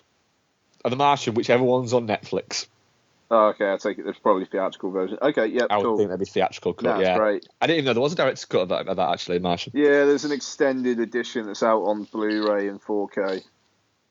Well, do you know what? If that was available on iTunes, I'd probably buy that and watch that because it is it's just a really good film. It's a really solid entertainment film, and I still do think that maybe a little bit that Matt Damon was kind of a little bit overlooked as an Oscar contender for that. Oh yeah, no man, he's the shit in that flick. Yeah, he's really really good in it. But it's solid entertainment, and I don't think people have kind of I don't know. I think because it's so solid, it's not really given as much credit as it maybe should be given, in a weird way. Yeah. But yeah, I would say it's my fact. We reviewed it on the show, but I think in a little bit of a similar way as like something like The Game, for instance, is a really good film, but people don't talk about it because they'll go, oh, do you know what's a really good film? The Game. Oh yeah, but what about Seven? It's like, right, yeah, but The Game's a really good film in its own right. I know, but Seven, it's like, right, fine, yes, Seven's fantastic. Or Heat is a little bit like that. It took a long while before people went, Heat, fucking fantastic. And loads of them went, yes, it fan-fucking-ly. Yeah. So go on, what else have you been watching? No, the Martian, man, yeah. You're right. I don't know. It doesn't seem to have hung around as much. Which it should do, because that's the third or fourth time I've watched it, and it was really good. I watched that film, started watching it the other night at about. I was tired, but I said I'm tired, but I'm not sleepy. Should we just stick The Martian on? Because we can watch it in two bits if you want. Because it's 2 and a bit hours long. And we started watching it about 10 o'clock at night, so it didn't finish until nearly 1 in the morning, because like getting drinks and shit like that. Sure. But we watched it in bed, drinking cups of tea and eating biscuits. Nice. Solid. I was like, this is fine. I'm fine with this. It's a good way of doing it. I'm fine with this being my Friday night. Very good. Very good. So, yeah, my last 3 then. Came out in limited release last week. I don't know whether it's even around at all anymore, but Joachim Trier's Thelma. So, story of this. Young girl who's kind of just started uni, has parents who are kind of weirdly controlling, like they kind of stalk her on Facebook. They want to know what she's doing at all times. And she has these seizures every now and then. And when she does, like weird things happen, like the electrics around her go weird, or birds fly into her direction and smack up against the window and stuff like that. And she meets a fellow student and they strike up a relationship. And she's also very, very heavily Christian and kind of like fundamentalist. And so she's having feelings for this other woman, but trying to stop herself because she thinks it's like morally not right.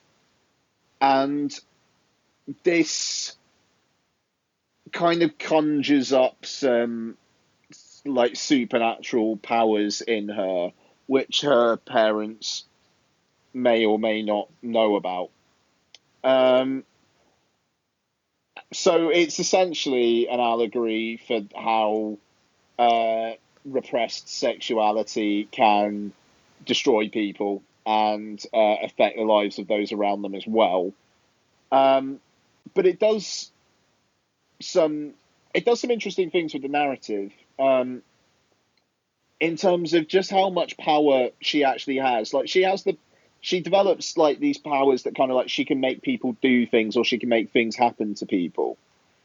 And this kind of actually has a bit of a meta aspect on the reading of the film as to how real is the relationship. Is she actually willing the relationship into being, essentially, or is that relationship real? but then it's also talking about the repression of sexuality and how being closed-minded can irreparably damage people. But it also has her setting fire to people with her mind.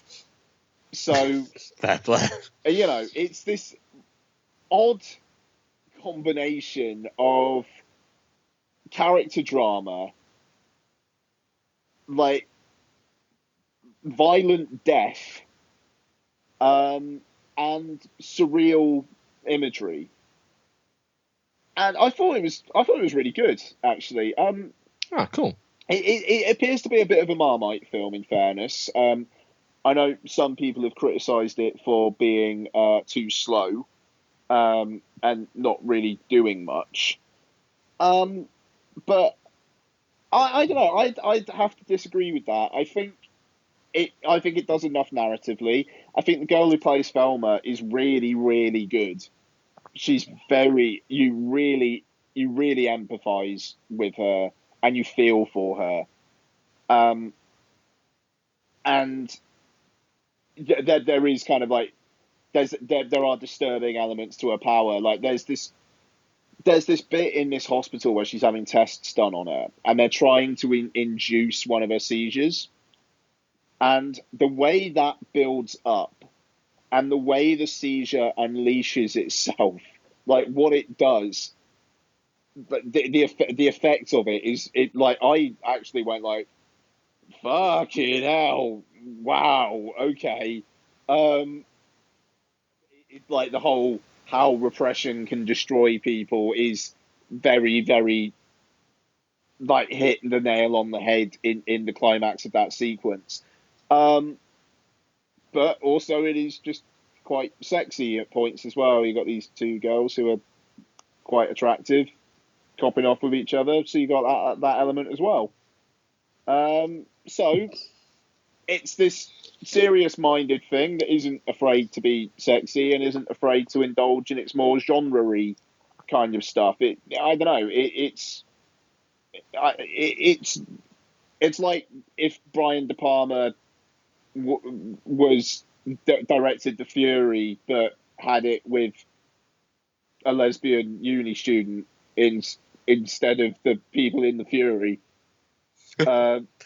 So yeah, which let's be honest, we'd watch. Yep. So yeah, worth your time, Velma. One of those ones that I think will probably be on Netflix or Amazon Prime within the next 6 months, and definitely give it a crack then. Okay, two more. So two kind of more recent kind of big screen releases. Murder on the Orient Express. What's this like? Because I've heard it's a little bit like. Yeah. I'll be honest. I had a really good time with it. Good. It's. I mean, first off, the moustache is fantastic. Just wonderful moustache. And yeah, so I mean, fuck. I won't spoil the plot of Murder on the Orient Express in case people don't know what it is, but essentially, Branagh is Poirot. He's on a train, the Orient Express. There's a murder. He has to figure out who did it. And this has got a cast that just keeps on going. Like, I'm watching it, and it's like, no shit, Penelope Cruz is in this. I didn't know that. Shit, Willem Dafoe's in this. I didn't know that. And it just kind of, people just keep on popping up. It's like, oh, cool, that person's in it. And thankfully, the one person in the cast who you don't really want to see in it all that much is the victim. So that's good. After the first half hour, 40 minutes, that particular person is barely in the film again. So good. Would it be too much for a spoiler to give that away who it is? I didn't know. Don't tell me then. Yeah. Because the thing is, I might go and see this on Wednesday morning. Yeah, don't do it. Do it. I mean, and that person is actually all right when they're on screen, but I was thinking like, yeah, that's about enough of that. Thank you very much. And then 10 minutes later, they're dead, and it's like, cool, all right, fine. Really looks fucking fantastic. Branagh is great. It's ever so slightly tonally jarring because the first third or so is genuinely quite funny. And Branagh is just great. And it gets more and more serious as it goes on. And by the end, I got quite wrapped up in it actually. It's a good story, though, isn't it? It's a good story. It's a good story made by a very good filmmaker. Yeah, no, and that's it. And it looks great. Patrick Doyle's score is fantastic, and I really liked his work on 4 as well. And like he does some good stuff with Branagh. And yeah, I mean, the thing is, the rest of the cast, other than Branagh, just kind of pop up every now and then. Yeah. So they're fine. So Johnny Depp's in there, and he's all right, and when he's on screen, and Josh Gad is not bad, but not a comedic role, which is nice, because you get enough of that from Josh Gad. Judi Dench is in it, and she's solid. Michelle Pfeiffer, Daisy Ridley, Willem Dafoe, like I said earlier, Derek Jacobi, Olivia Colman. I mean, it just... What's Daisy Ridley like? What's Daisy Ridley like in it? Because I've not seen it in anything but Star Wars. Yeah, she's fine. Which she was fine in. Yeah, but be interested to see her not in that. She's not amazing, but she's not awful. She's fine. It is kind of the Branagh show, to be honest. There tend to be films that he casts himself in. Yeah, but I'd watch another dozen of these, to be honest. Ah, nice. Like, it was exactly what I wanted. There's some really fucking awful sequel set up at the end, which, like, really fucking clanged. Oh. I'll save that, but it's fucking brutal.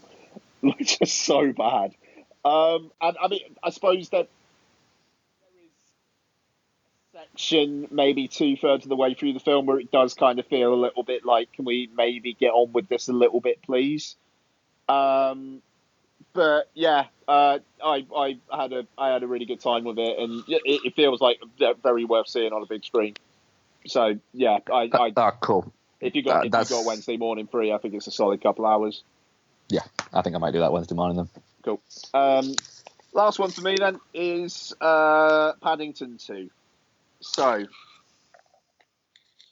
what a treat. Fucking treat. Basically, Paddington is back, and the story is essentially he wants to buy his aunt a birthday present. And by the end, you just want him to give her that birthday present because you want him to be happy, and you want his aunt to be happy, and you want everybody to be happy, apart from Hugh Grant, because he's the bad guy, and he's a really good bad guy. Oh, there he is, actually, yeah. No, he's brilliant. He's playing a fucking like rubbish actor, and he does it well. He plays it well. Paddington just brightens up everybody's lives. Peter Capaldi plays Brexit in human form, and basically everybody chides him in pretty much every scene he's in for being closed-minded and a dickhead. And yeah, it's gorgeous. I cried at the end of it. I won't lie. Like, the ending is just the loveliest bloody thing. I'm tearing up. The thing about the first one is the first one was just a lovely movie, wasn't it? Yeah, I mean, the first one was a big bag of lovely, and this one is a big bag of lovely, but he's in peril in it. Like, he is in the first one as well, but Lottie turned to me twice and said, "This is a sad film, isn't it?" and started crying. Twice. And I just gave her a big hug and told her everything was going to be all right, and it was. You know, Brendan Gleeson plays a convict called Knuckles McGinty, who really likes marmalade sandwiches. You know, it just is. It's great. As I said on Twitter, it's like if Wes Anderson made kids' films where he actually gave a fuck if kids like them. It's very, very Wes Anderson in its visuals at times. Like kind of the tableau kind of stuff it's got going on in spades at points. But some of the visuals are amazing. Like, he wants to buy his auntie this pop-up book of London, and he's imagining the pop-up book, and it all goes pop-uppy around him, and it's fucking gorgeous. And the way that he interacts with his neighbours, because it's way more about the people on his street in this one. Right, yeah. As well. So, like, Jessica Hines is in it, Ben Miller pops up as well, and there's others, and Peter Capaldi's just the Brexit neighbour, and he brightens up everyone's lives. And when he's not there, everybody's a bit more shitty to each other, and the colour isn't quite as there as it was beforehand. And it's about inclusiveness. It's about letting people in. It's about being nice and being polite, and just not being scared of otherness, like the first film was.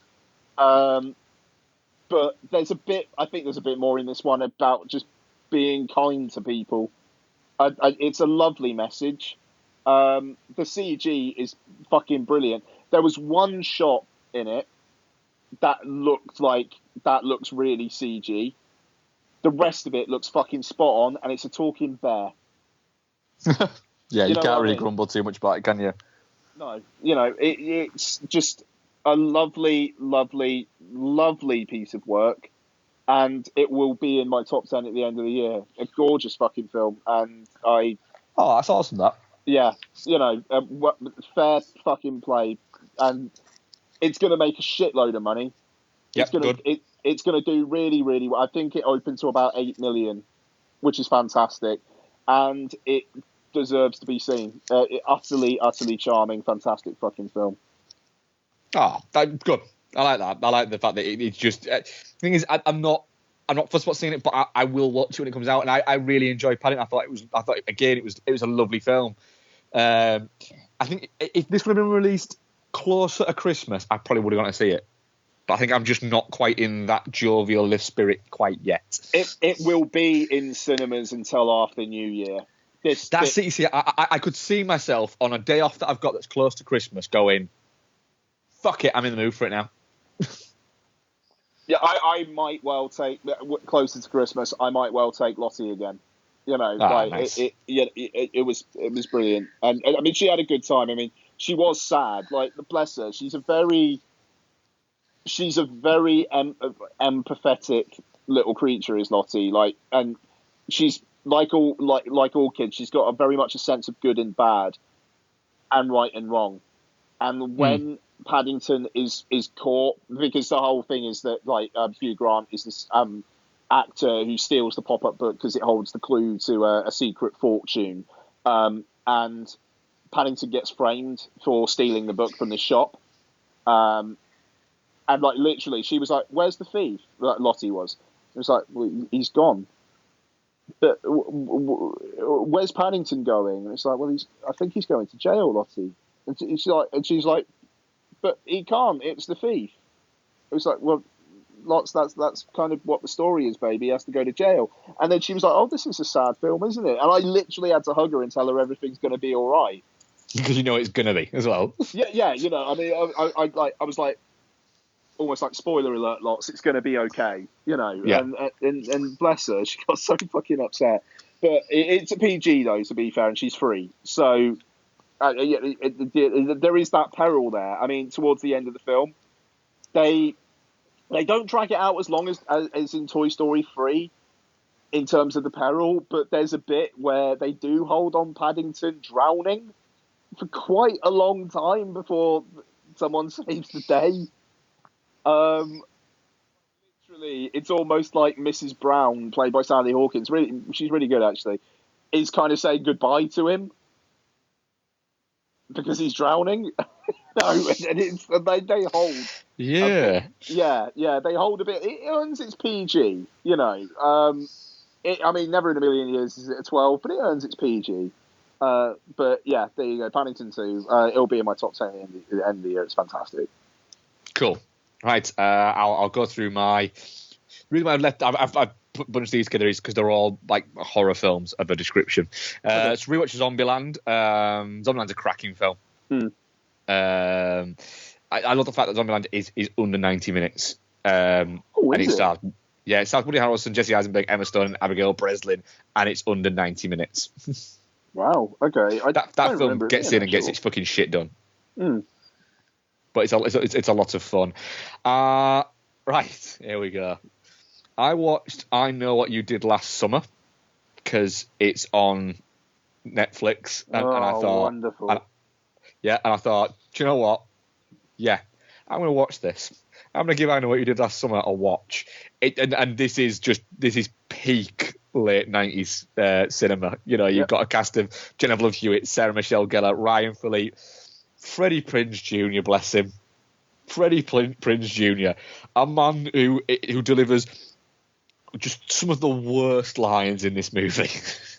He's so wooden, it is untrue. It's like he's scared of the movie that he's in. Well, I don't know. Maybe we should call the cops. Well, I don't think we should. Oh no, maybe we shouldn't. Well, I think we really should. Yeah, you're right. Maybe we should. No, we're not. Yeah, you're right. We shouldn't. It's like he's the most amenable person in the world. And then in it, you've got, because essentially, I'm guessing everybody knows the story of I Know What You Did Last Summer. So you've got Ryan Philippe and Freddie Prinze Jr., Jennifer Love Hewitt, and Sarah Michelle Gellar are in a car driving along. Ryan Philippe's drunk, but Freddie Prinze Jr. isn't, and he's driving. And he drops a bottle of beer on him because he's waving around outside of the sunroof. Freddie Prinze Jr. runs over somebody who is, to be fair, stood in the middle of the road. And they decide to dump the body because it's going to ruin all of their lives if they don't. Yeah. Right? And then it flashes to a year down the line. And weirdly, despite the fact that because the only character who's kind of got away from the town is Jennifer Love Hewitt, but she's essentially racked by guilt and it's caused her to somehow become hotter. And yeah, everyone goes, "Oh, you look terrible," and it's like, does she though? Does she? Because I think she looks like a hot mess. Just gonna put it out there. She looks like a hot mess. Oh, you do like hot messes, though. I do like a hot mess. She's not quite that hot a mess. She's not quite messy enough, is what I would say, for to categorise as being that's my thing, that's my jam. But then it flashes back, it comes back to the town, and you've got Ryan Phillippe, Sarah Michelle Gellar, and Freddie Prinze Jr. are all still living in the town, but seem to know nothing about what each of them is doing, despite the fact that they keep getting told it's a small fishing town. But none of them have run into each other or anything. It's like, well, so what's happened to Frank, which is Freddie Prinze Jr.'s character's name, maybe? What is he called? Ray. Sorry, what's happened to Ray? I don't know what's happened to Ray. It's like, right, you literally, you then go across the road and go, oh, there he is. Yeah. And it's like that. It's crap, but it's really quite fun, to be honest. It's made out of the explosion of films that came out post-Scream that were crap, but now we go back and look at them and go, yeah, they are crap, but they're quite entertaining to watch. And Scream was actually really quite good. And this isn't. It's like, you can see why it got made, and you can see why it made a lot of money, but it's a bit crap, but it is actually quite fun. And the only person who seems to understand that it's a bit crap is Anne Hesh, who literally seems like she's turned up and gone, what do I need to do again? They've gone, right, you need to act a little bit crazy and a little bit, I'm fine with that, yeah, just give me the fucking script. And then she looked at it and gone, I'm not saying that, I'm not, fuck it, I'll go, just shoot it. And they've gone, all right, well, the makeup looks great, and you know, the fucking costume is fantastic. And she's gone, what makeup and costume, dickhead? And they're like, oh. shoot. And she's brilliant for like the 2 minutes she's in it. But yeah, it's a lot of fun, and it's well worth a late night fucking Netflix watch. Okay, good. No, it's a good chat. I always wanted to watch. Maybe I should. I'll Always Know What You Did Last Summer, because I think they just go straight up supernatural with that. Yeah, but that's the third one, isn't it? Yeah, I think it was like straight to DVD. It was straight to DVD. Yeah. Do you know what I watched the next night? Go on. I Still Know What You Did Last Summer. Solid early Jack Black performance in this. It is. Yeah, he's not even credited. Is he not? He's not even credited. Doesn't he? Like he straight up gets killed off, doesn't he? Though. Yeah, like, he does. He's in it. He's in it a fair bit, but not even credited. Wow. Again, Freddie Prinze Jr. is again terrible in this one. Jennifer Hewitt is better. Mekhi Phifer plays the most Mekhi Phifer role ever, where all he basically wants to do is just burn Brandy, and the fact that at any point he's like, well, babe, we could go back to the room, because we need to get it on. And they go, well, no, I wouldn't mind getting a drink or getting something to eat. And he's like, this is fucking bullshit. It's like, Mekhi, you're just coming across as really fucking creepy now. And it's like, oh, right, I got to hang about with this fucking dork and this bitch. It's bullshit. And that's all he seems to do throughout it. And Jennifer Esposito and fucking hell. And Jeffrey Combs just play the fucking most dickish fucking staff at a hotel ever. Jeffrey Combs is fantastic in the way that, in a similar way to Anne Hesh, he seems to have gone, I'm getting paid way too much for this, but I am putting in no effort whatsoever. And it's great. This movie is terribly watchable, is what I would say about it. They win the chance to go to Barbados, for four of them to go to Barbados over Thanksgiving, and then they get there and it's storm season, and everyone else is leaving the island. Yeah, it's cracking entertainment in a crap film, but I enjoyed the shit out of it. The night after that, I was going to watch I Always Know What You Did Last Summer, but couldn't find it, so I didn't. Instead, I watched Prom Night because I found that. What, the remake? The remake. Oh, had you seen this before? Yes, I had seen it before. Yeah, okay. Can you remember that Idris Elba's in this? Yeah. Isn't Idris he like the Elba, detective or something? Yeah, he is, and he's really quite good in it. And nobody else is good in it at all. This is a terrible movie. Just a straight up bad fucking movie. Yep. Yeah. Yeah. This is crap. And again, features... There's a bit in it, right, where the close friend character is... All she's doing is she just wants to win prom queen because she kind of wants to win it, but she wants to win it to rub somebody else's face in it. And then literally minutes before they're about to announce who is going to be prom king and queen, she turns round to her partner, who is obviously going to be crowned prom king, because that is, everybody knows that. And she might be crowned prom queen, but it might be the other girl. She literally turns round and goes, should we go up to the room? And he goes, well, they are about to announce this. And she goes, we're back down for that. And you're thinking, no, you weren't. The DJ has just said he's going to play one more song, and then he's going to announce who's prom king and prom queen. And it's that moment where you decide that you want to go back up to the fucking room to get it on and then come back down.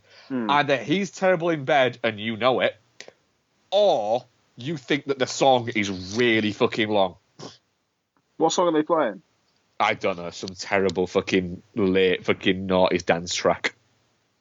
Might be like an album version where you've got like a 6-minute gap and then there's a secret track. Could be. It could be the secret track.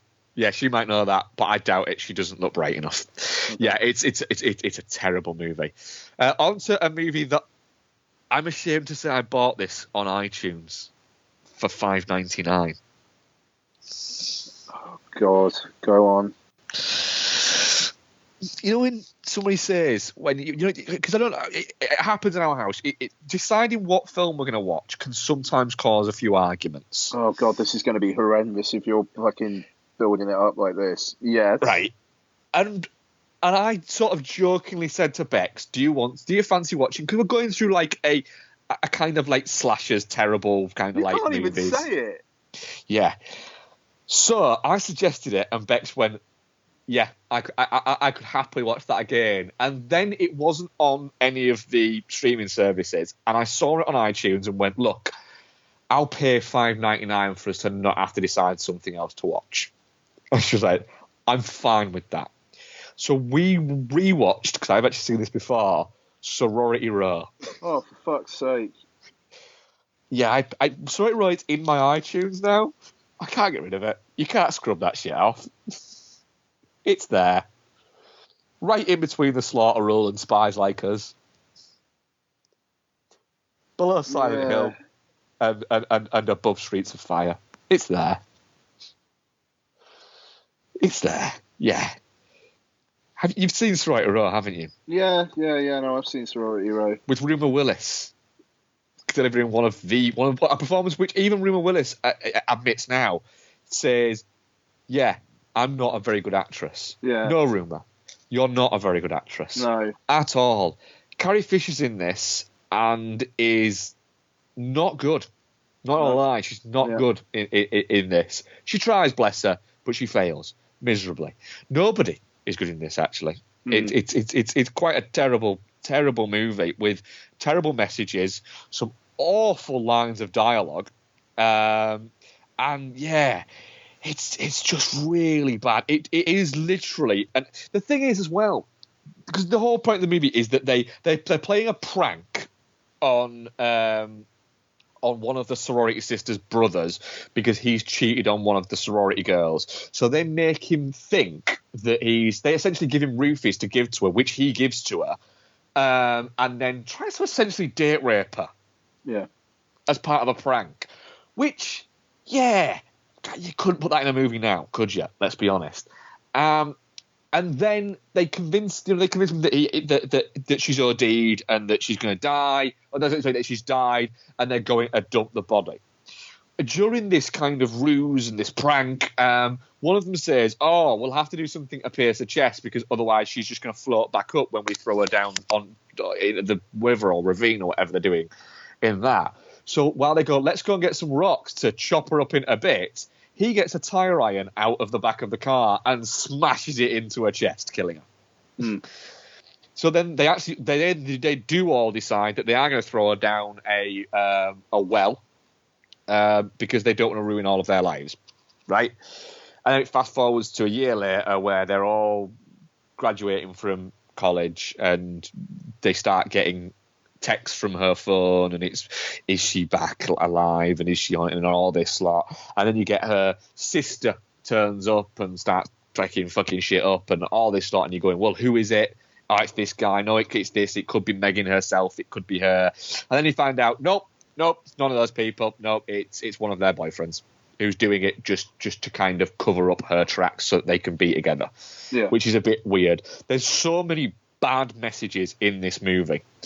And then at the end of the movie, we get a slow motion kind of, kick-ass, yeah, look at this walk from three of the characters. And you're going, wait a minute, hang on a wee little minute there, though. Because two of those were people who were complicit in killing of one of their friends and dumping the body. And the other one, who is supposed to be like 16, 17, is in her underwear and has just fucked one of the other one's boyfriends. So, yeah, the triumphant slow motion walk is a little bit creepy and a little bit undeserved, I'd say. Yeah. Yeah, it's a terrible movie that, again, I must admit, I kind of enjoyed. And now I own it, I could see me rewatching it again.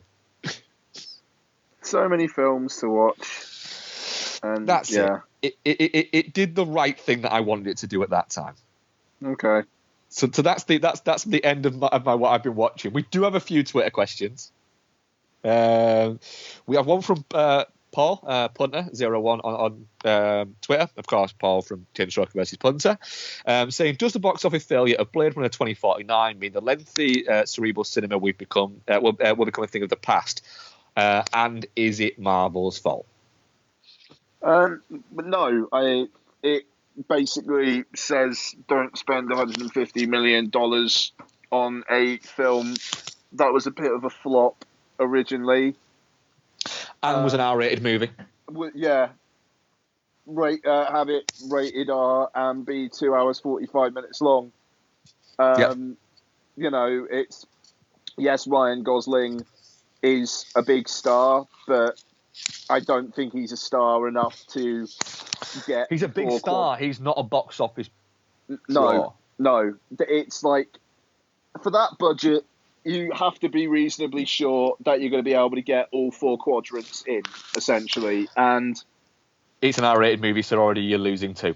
Yeah, it's an R-rated film. It's 2 hours 45 minutes long, which, unless it is a massive, big Marvel-y blockbuster, you're not going to be able to get away with.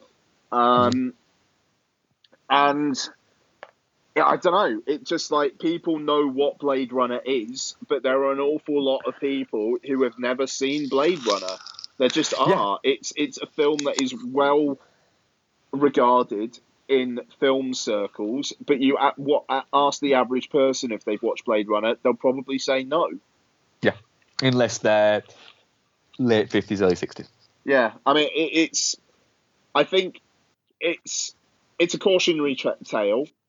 And it kind of sounds like it's killed the franchise completely dead. Like they're not talking about doing anything else now. And we've already reviewed the film. And I'm all right with that personally. I'd happily watch another.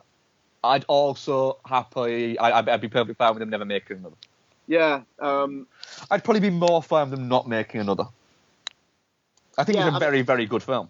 Yeah, so I mean, they talked about it actually on this week's Chin Stroker versus Punter, which I listened to today, and I know Mike was really hardcore into it, but he said the reason why it's not a 5 out of 5 for him is the fact that there is a 10-minute section that seems to be setting stuff up for a sequel that we're never going to get. And that was a key complaint for me as well.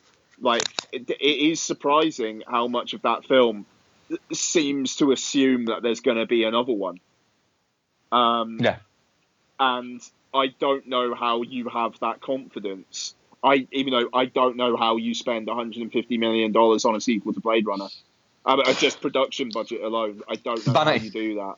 It's vanity. It was a vanity project for so many people. Yeah, you know, I don't know. I mean, there was a report out this week saying that Alcon Entertainment, the rights holders, are looking to lose as much as $80 million. The thing is, the Blade Runner is the original is still making money now. They just put out another steelbook of Blade Runner on Zavvi, and it's sold out already. That's the third one they've put out. Yeah, that film still makes money.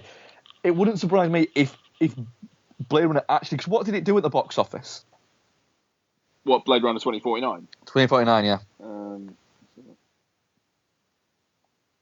Because it wouldn't surprise me if, long run, that film actually ends up making its money back. The thing is, with the marketing and whatnot as well, I mean, if you go by the... Doubling it up. They've got to do 3 times their budget to make back. Production budget, $150 million. Worldwide, it's done $243 million. It's pretty much really low. I thought it was fucking more than that. Yeah. So it's got to make, let's say, between 350 and 450 million.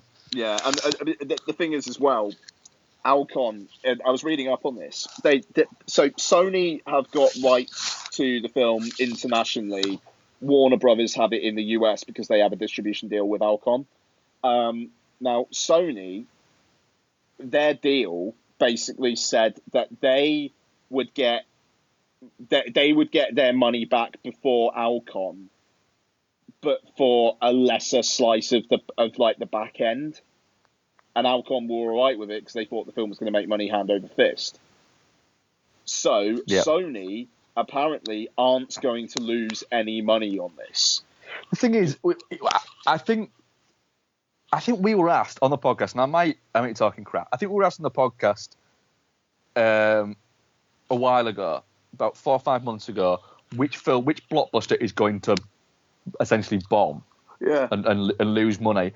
And we both said, I'm pretty sure we both said, Blade Runner, if it costs over $150 million, is going to lose money because there's just not the market there for it. I mean, it only did 88 million in the US. I mean, it's not quite done yet, but 88 million. I mean, the thing is, 2 hours 43 fucking minutes. That's it. It's the length. You knock off 20 minutes off that, and I reckon you had another 100 million on it.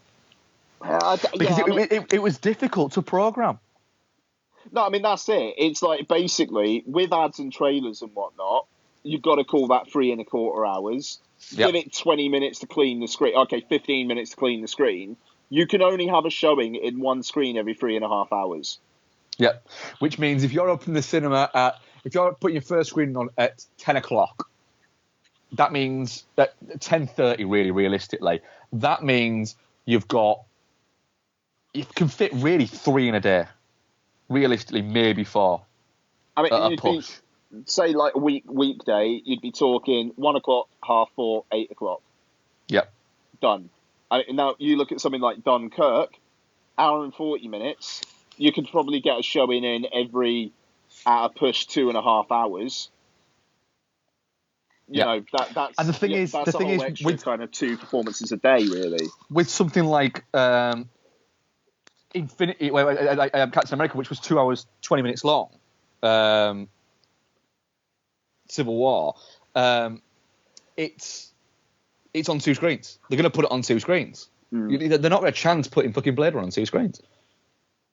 I mean, I think it was like first week and whatnot because it was the big release, but then like it would very quickly get chopped down. And it's the 2 things. One, it's R-rated. That film's a PG-13. You've not got the same film, and I can see that. But if that film would have been toned down, it wouldn't have been as good. But it would have been a PG-13. It would have made a fortune. It would have. But it's a hard sell at a film that long for that can only be seen by people over the age of 15. That is that long. It's a hard sell for cinemas. It's a sequel to a film that a lot of people haven't seen. That is 2 hours 45 minutes long. Everybody says in the reviews that it's dense and it's thought-provoking, which for a lot of people is going to be a turn-off, quite frankly.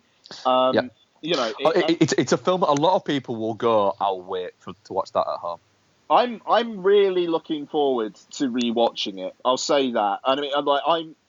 But it already. I mean, because I remember the first weekend it came out, and it was like, is it going to be nominated for Best Picture? You know, no. oh my god, it's the best thing ever. Like people saying it, you know, it's better than the original, blah blah blah. And it kind of already feels like that has blown itself out. You know, as soon as the opening weekend came in, it was like, right, on to the next thing. I think everybody was just so fucking euphoric about the fact that it wasn't crap. Yeah, and I mean, like, the thing is, it's a really bloody good film. It's people got excited, and it burnt itself out. Yeah, absolutely. You know, and to be fair, its portrayal of women characters is a bit weird, but anyway, we won't get into that. But yeah, I don't know. Like, they took a punt on it. Is it Marvel's fault? No, it's not. It's cinema. Cinema's in a strange place at the moment in terms of box office cinema because because Marvel have been consistently solid. I won't say good, because I don't think they've been consistently good. I think they've been consistently solid, that it's kind of like it's almost become, you've got blockbusters and new Marvel movies have almost become two separate entities now. Yeah, I mean, it's basically, if you're going to be $150 million and rated R, you've got to be based on existing IP. And you've got to be based on existing IP, which is relatively hot. So, I mean, like Deadpool, they did it for 60 million. You know, that's the way to go. Blade Runner 2049, you can't do for that because of the world building that's involved, you know, in the visuals that are involved. You can't do it for that. So you've got to do it for that money. But then it's, you know, are you going to make the money back? I mean, am I glad that Blade Runner 2049 exists? Yes. Am I sad that it's lost the amount of money it's probably going to lose? Yes. Am I that surprised that it's lost that amount of money? Fuck no. No, but I guarantee you that somebody at Sony who's looking at it and they're going, they lost 10 million on it. They're going to go, do you know what though? The PR for it makes us look fantastic. Yeah. So we're willing to fucking throw that away because they've gone, do you know what? We gave you that. And when they can quite literally come out and go, we're not bothered it didn't make money. But we wanted to give you that, and sometimes it's just about cinema and not about making money. Yeah, and I mean, I don't know. I mean, it was just, it's the whole run before you walk thing. The other, how long have you got, by the way? I've got time. Okay. Because we forgot about a piece of news earlier on. I was thinking about run before you walk when it comes to franchise building. Dark Universe. Yeah. Have you read about this? Basically, they've put everything on hiatus. So, yeah, Alex Kurtzman and Chris Morgan, who are the two guys who were kind of overseeing Dark Universe for Universal, have basically left to work on other things. And Universal will have this building, like an office building that was dedicated to Dark Universe that's essentially been shuttered. Wow. And they're now saying that, you know, they're not too sure what they're going to do with it. They still want to do filmmaker-led projects, which is not really what they were saying previously. And they were talking about maybe giving it to Jason Blum, which I hope they don't do. I hope they just fucking kill it. It'd be quite interesting if they basically went, look, we kind of fucked it up because we spoke about it for that long that when we actually eventually made it, we were 10 years too late with how we were going to do it. Well, the thing is, they said a couple years back they didn't want to make horror films. They wanted to make action films, blockbusters with horror characters. And that's what they did with The Mummy. Which historically doesn't work. No, I mean Van Helsing, for fuck's sake. They tried it. Yeah. And I mean, I didn't hate The Mummy. It was just ropey. I didn't hate The Mummy. It's all right. It's just a bit crap. Yeah. But the setting up. So the whole, and tying back to Blade Runner, why don't you just make the movie that you need to make? And if that's successful, then develop stuff. But because Marvel, you know, yes, they had the plans kind of in the offing all along, but they didn't say straight away, right, this is the first part of a connected universe that's going to involve blah, blah, blah, blah, blah, blah, blah. When the first Iron Man came out, Samuel L. Jackson came out in the post-credits bit, people didn't really have any idea of what was going to happen. You know, and they kind of went on from there. They made their individual standalone movies. We got Justice League next week. And, you know, DC were announcing all these fucking things, and now we haven't heard anything about Cyborg in ages. The Flash seems to have gone down the fucking... Who knows what the fuck's happened to that. And I think it all depends on how Justice League does when it opens next week. And in the couple of weeks after that. And, you know, it's this whole... Right, the Hollywood... Maybe don't have all the confidence in yourself and think you're hot shit when you're actually cold diarrhea. You know, and who knows how much money Universal's going to lose out of this. So it's either give it to Jason Blum. I mean, how fucking rad would just like, I don't know, a $10 million Dracula film be produced by Jason Blum? You know, do it. It'd Why be great, not? yeah. Or I don't know, give it to someone like Del Toro or something like that, who's just going to be like, going to fucking know how to do fucking everything, just creatively shepherd everything. Instead of, I mean, like Alex Kurtzman and Chris Morgan, how long could their contracts have actually been if they've already been released to do other things? Yep. You know, and I think Bill Condon doing The Bride of Frankenstein, I'm bang up for that. But yeah. If it was going to be part of the Dark Universe, they'd probably try and go blockbustery with it. And it's like, no, you don't want that. You know, a kind of a classical Bill Condon directed Bride of Frankenstein would be fascinating, but not in the style of The Mummy. No, which just constantly felt like it was trying to do something else. Yeah. It just, God, the ending of that fucking film as well, where it's like, now what the fuck's Tom Cruise now then? Yeah, it just, oh Jesus. So yeah, anyway, yeah. So yeah, Blade Runner. There you go. Next question. Yeah. Steve Dixon at the Great SD. Where do you see the Netflix thing going in the next few years? You reckon they could destroy cinema to some extent? Keep up the good work, lads, with the shows. Always good listen. Well, thank you very much for that, and we shall certainly keep up the good work. Yeah, Netflix. Personally, I know I don't think they'll destroy cinema. Cinemas. I'm sorry if I'm taking the lead on this, by the way. No. I very much taking the lead last while. It's the thing is, there's very few advancements in cinema that studios put out that are there to advance it for the audience. They're always to advance it for themselves. So, for instance, 3D.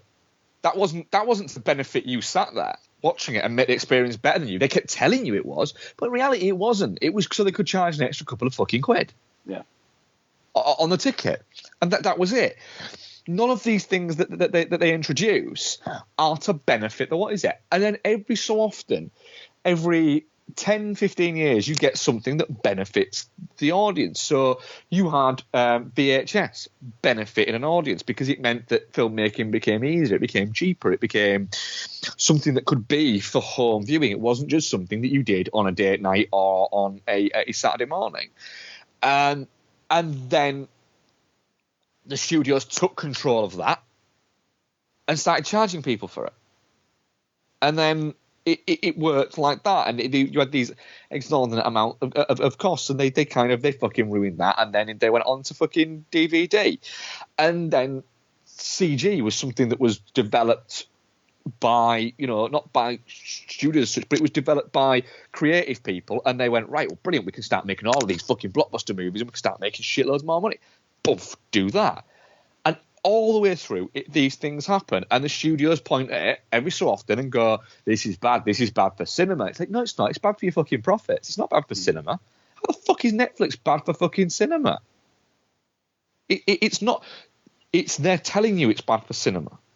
And I do lament the fact that I might not be able to go and see the next Scorsese movie in the fucking cinema. I lament the fact that I won't be able to go to the new Duncan Jones movie, in the cinema. I even, to a small extent, lament the fact that I'm not going to be able to go and see the new David Ayer movie in the cinema. But will I?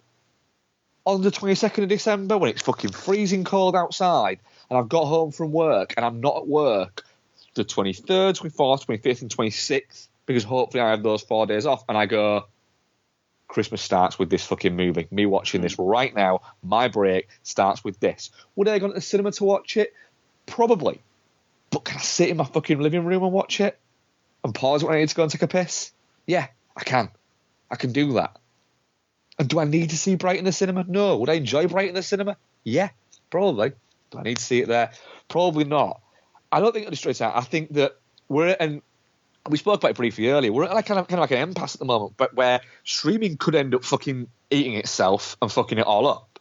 Or it could end up being the kick up the arse that cinema needs to go, right, well, the other thing that it's done is it's gone, okay, cinemas are filled with all these box office movies, with these blockbuster movies all of the time. So what's happened to these little movies? Well, they've gone on Netflix 3 or 4 years ago, but because they've been really popular on Netflix, people have gone, studios go, well, hang on a minute. We could put out this in what is it? Because clearly people are fucking watching it. The success of on-home media of something like John Wick is what gave us John Wick 2. It wasn't because it did well at the box office. It did all right. It did really well. The viewings on home video, which essentially is streaming services now, was so fucking high that they were like, holy shit. No, I mean, the thing is, I think the thing is with Netflix is that they seem to be very, very focused on their own original content, and in particular, like TV shows. I mean, I think they do have a focus on films, but let's be real. Not the movie studios aren't gonna want to just have their stuff on Netflix or Amazon Prime. You know, they're gonna want to make money in the cinema. It's just what comes out in the cinema and what goes to Netflix. And I'll be honest, if it's like the bigger things that are worth seeing on a big screen, they'll probably still be on a big screen. Yeah. If it's the new Scorsese one will play cinemas. Yeah, no, absolutely. I mean, it will. Yeah, but I'll be honest. See it in a cinema or see it in the comfort of my own home in 4K on my TV. I'm actually okay with that. You know, see, I'll go and see it in the cinema because it's part of the experience that I adore with that, and I'd feel a little bit personally. I'm not saying I'm right and you're wrong. By the way, I can absolutely see your point. Personally, been as big a Scorsese fan as I am, I would feel a little bit like which makes no sense. I know. If it played in the Cineworld in Cardiff, I'd go and see it in the cinema. Cool, no problem. If I've got to pay money to go and see it, if it like versus watching it as part of my Netflix subscription at home, I'm gonna watch it on my Netflix subscription at home. It is what it is. But I mean, Brawl in Cell Block 99. It was playing in the cinema that's actually nearest to me. It would have cost me £8.80 to see that in the cinema. It cost me $5.99 to rent it on iTunes. And that's fucking brilliant. So that's the thing. Cinemas aren't going anywhere. They're not. Nope. There's no way. It makes too much fucking money. Yeah, I mean, like, if anything, studios will push exhibitors to essentially give them a bigger slice of the pie in order to keep their stuff in cinemas, but they will keep their stuff in cinemas. Disney are very, very blatant in they don't want their shit premiering on VOD first. Nope. They don't want that. And the relationship between distributors and cinemas is poised in such a way that it makes no sense for premium VOD to. I mean, that's the thing. I mean, is it the question of Netflix or is it the question of premium VOD? Is it the question of £40 to see a film 2 weeks after it comes out in cinemas versus going to see it on the big screen? Well, that's it. That will happen soon. I mean, for instance, you had Brawl in Cell Block 99 and The Jungle. Yeah. Released both of them on iTunes to rent the same day as they were released in cinemas. Exactly. And that's the thing. So, but they were only like $5.99. Exactly. If you're saying, I have to fuck it. I mean, what's an example? Avengers: Infinity War. Go see it in the cinema, or 2 weeks later you can see it at home for £40. Yeah. You go see it in the cinema. Yeah. I don't know what I would see because it's the price thing.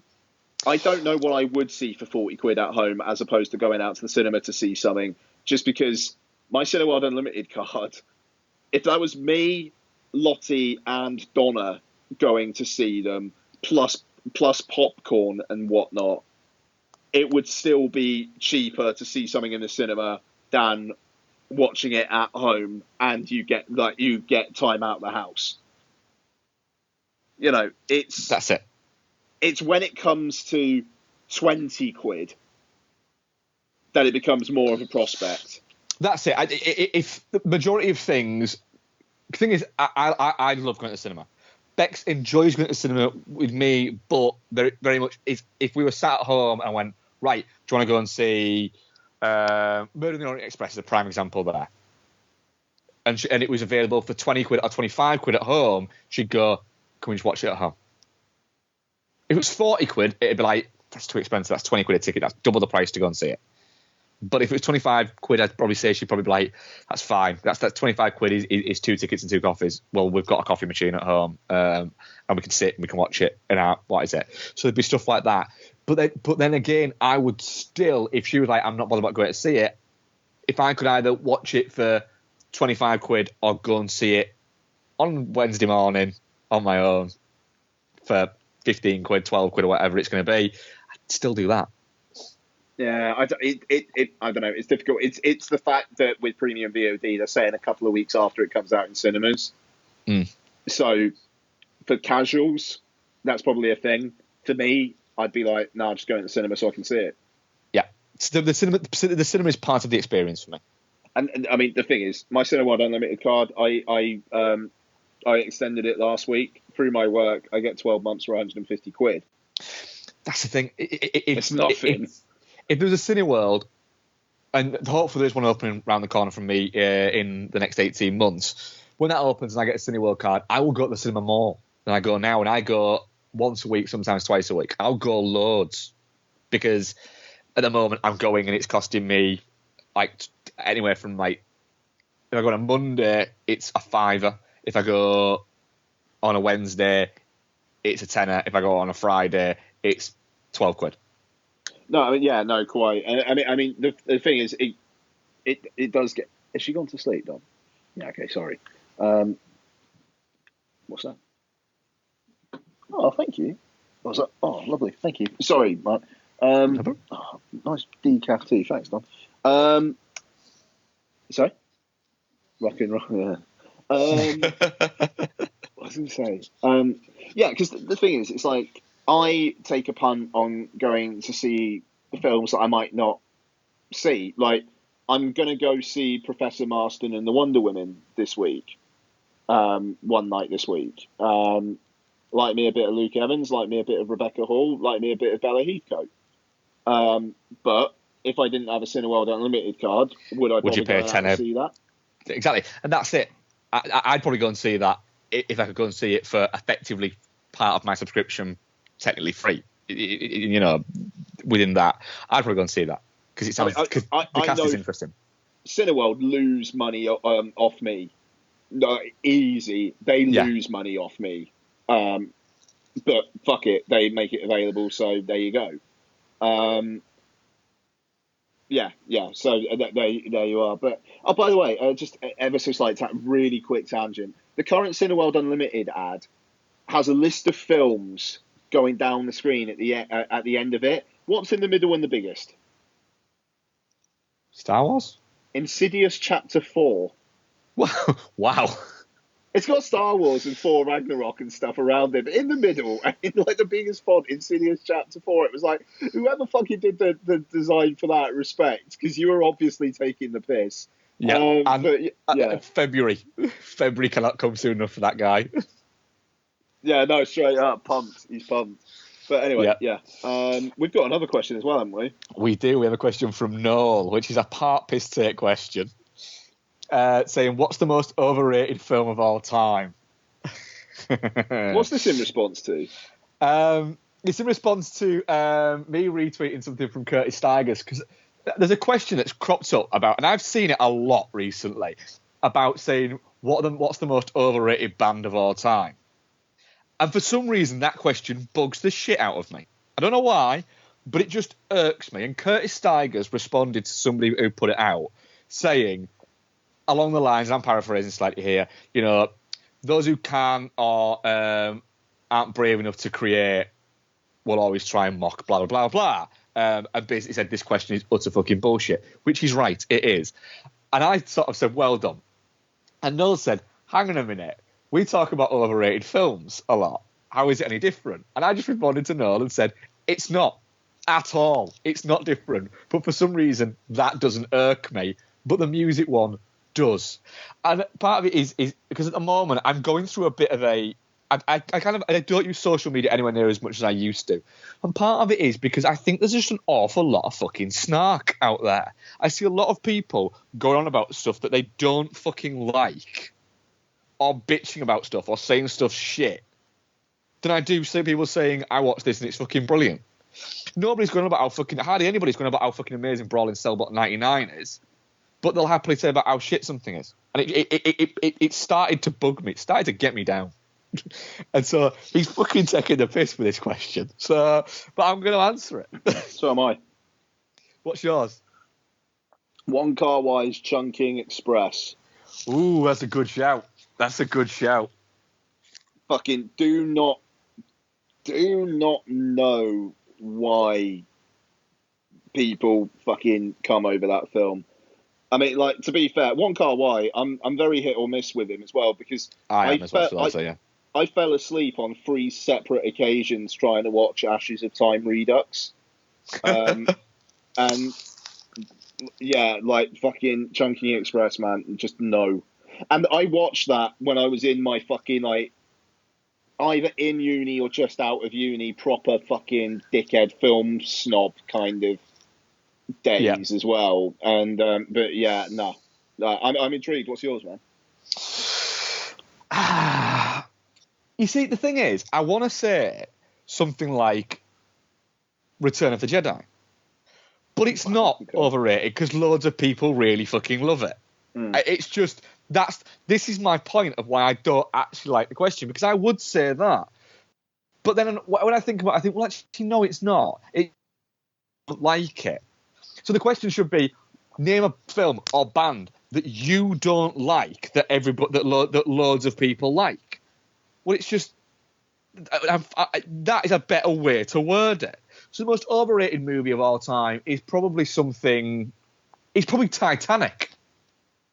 No, it's not. It's Avatar is the most overrated movie of all time, because actually it's a bit crap. The thing is, it was when it was released. Like, when it was released, I would have said that, but now it's kind of derided. Yeah, and it's almost like people who like it are the brave ones for saying that they like it, and it's no. A part of this, me and Noel actually had the conversation this, and I think it might be on the last podcast, but I can't remember because I was quite drunk. I've never got why people love The Shining so much. Okay. I know, and people look at me literally like I've got 2 fucking heads when I say that. But I've just never got it, and I've tried. There's movies where I don't get, and I've tried. And this probably isn't answering Noel's question, but fuck it. That I've never got Silence of the Lambs. I've tried. I've tried so many times, but every time it finishes, I just go, yeah, it's just melodrama. I don't get it. She's not great. She's not very good in it, and he's not very good in it. Brian Cox was a better Hannibal Lecter. I don't get it. But then people will shout me, and it's like, do you know what? You're probably right, and I'm probably wrong. And I'm fine with that, but I don't get it. But then again, I'm an idiot, so I'm fine with that. Nice. Yeah, fucking. I genuinely think that Hot Tub Time Machine and Weekend at Bernie's are 2 of the top 30 movies ever made. But so hence proving I'm an idiot. I'm the one who's wrong about Silence of the Lambs. I'm the one who's pretty wrong about Return of the Jedi, and I'm the one who's wrong about The Shining. But I'm fine with being wrong on those, because I could do what a lot of people do, and when something is universally loved and say it's amazing, and film nerds do this a lot, I could go, yeah, it's fantastic, while secretly in the back of my mind go, I hope nobody ever realises that I don't like this movie. But I can't be bothered. There's some movies that I just don't fucking get. Fair enough, man. Fair enough. No, it's Chungking Express is just the one that comes up in my brain. See, I didn't get on with Chungking Express. I actually like My Blueberry Nights. I haven't seen that. Like, I didn't mind it.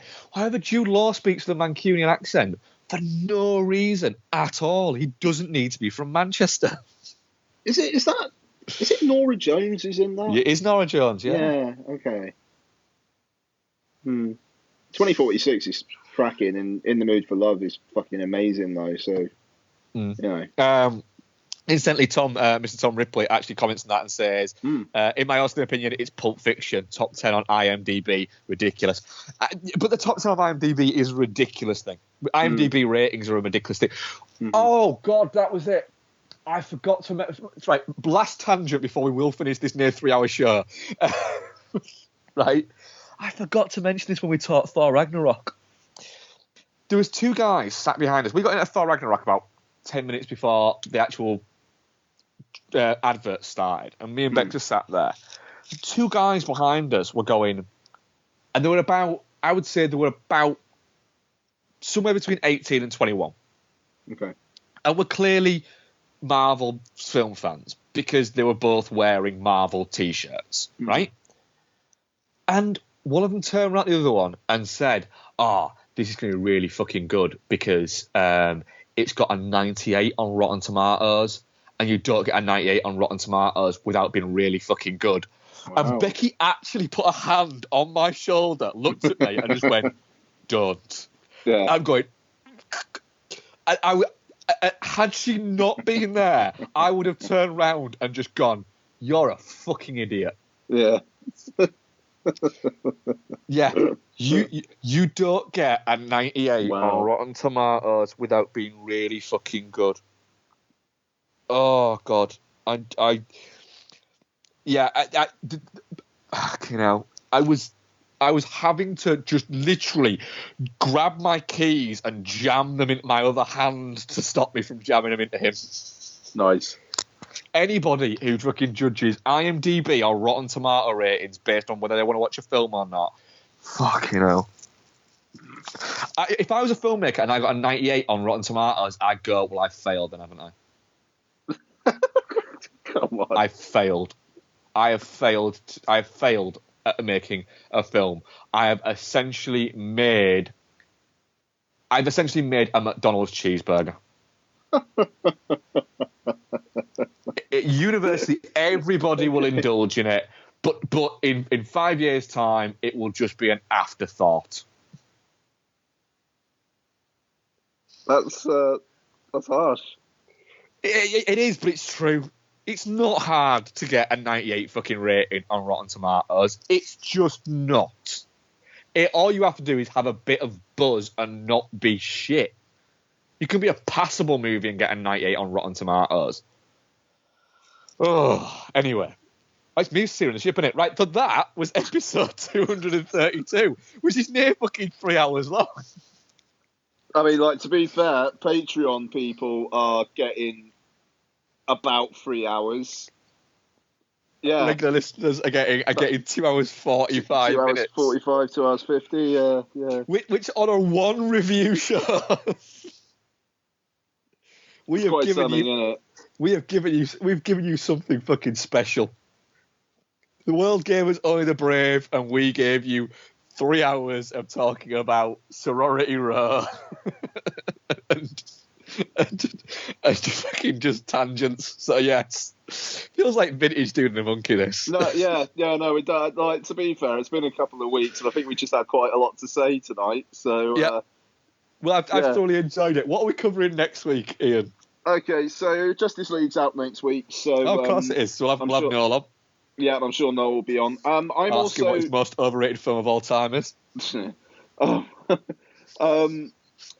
also hopefully going to get to the Florida project. So I'll talk about that next week. Like, limited release this week. It's literally playing in Newport. It was playing in the Cineworld in Newport. That's mad.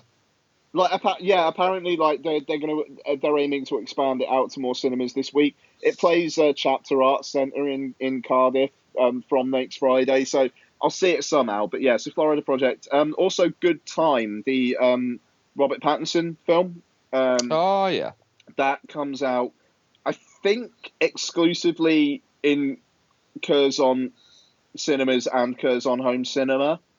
So I'm gonna watch that as well.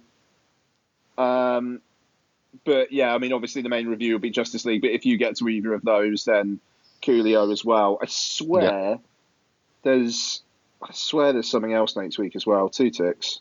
I won't be long. There's something else. What the fuck is it? Daddy's Home.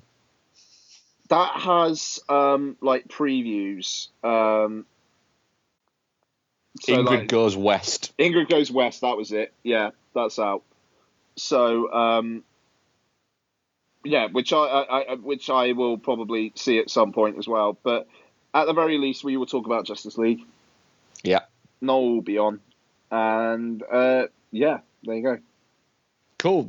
So that was episode 232. We hope you enjoyed listening. I certainly enjoyed recording this one. Indeed. Which I always do, but this was a lot of fun, this one. Do the Monkey. Check out the Patreon /Do the Monkey. At Ian Loring, at Dude Falls, at Dude the Monkey, dothemonkey@gmail.com. Don't think there's anything I'm forgetting. Thank you very much for listening, guys, and we shall speak to you next week.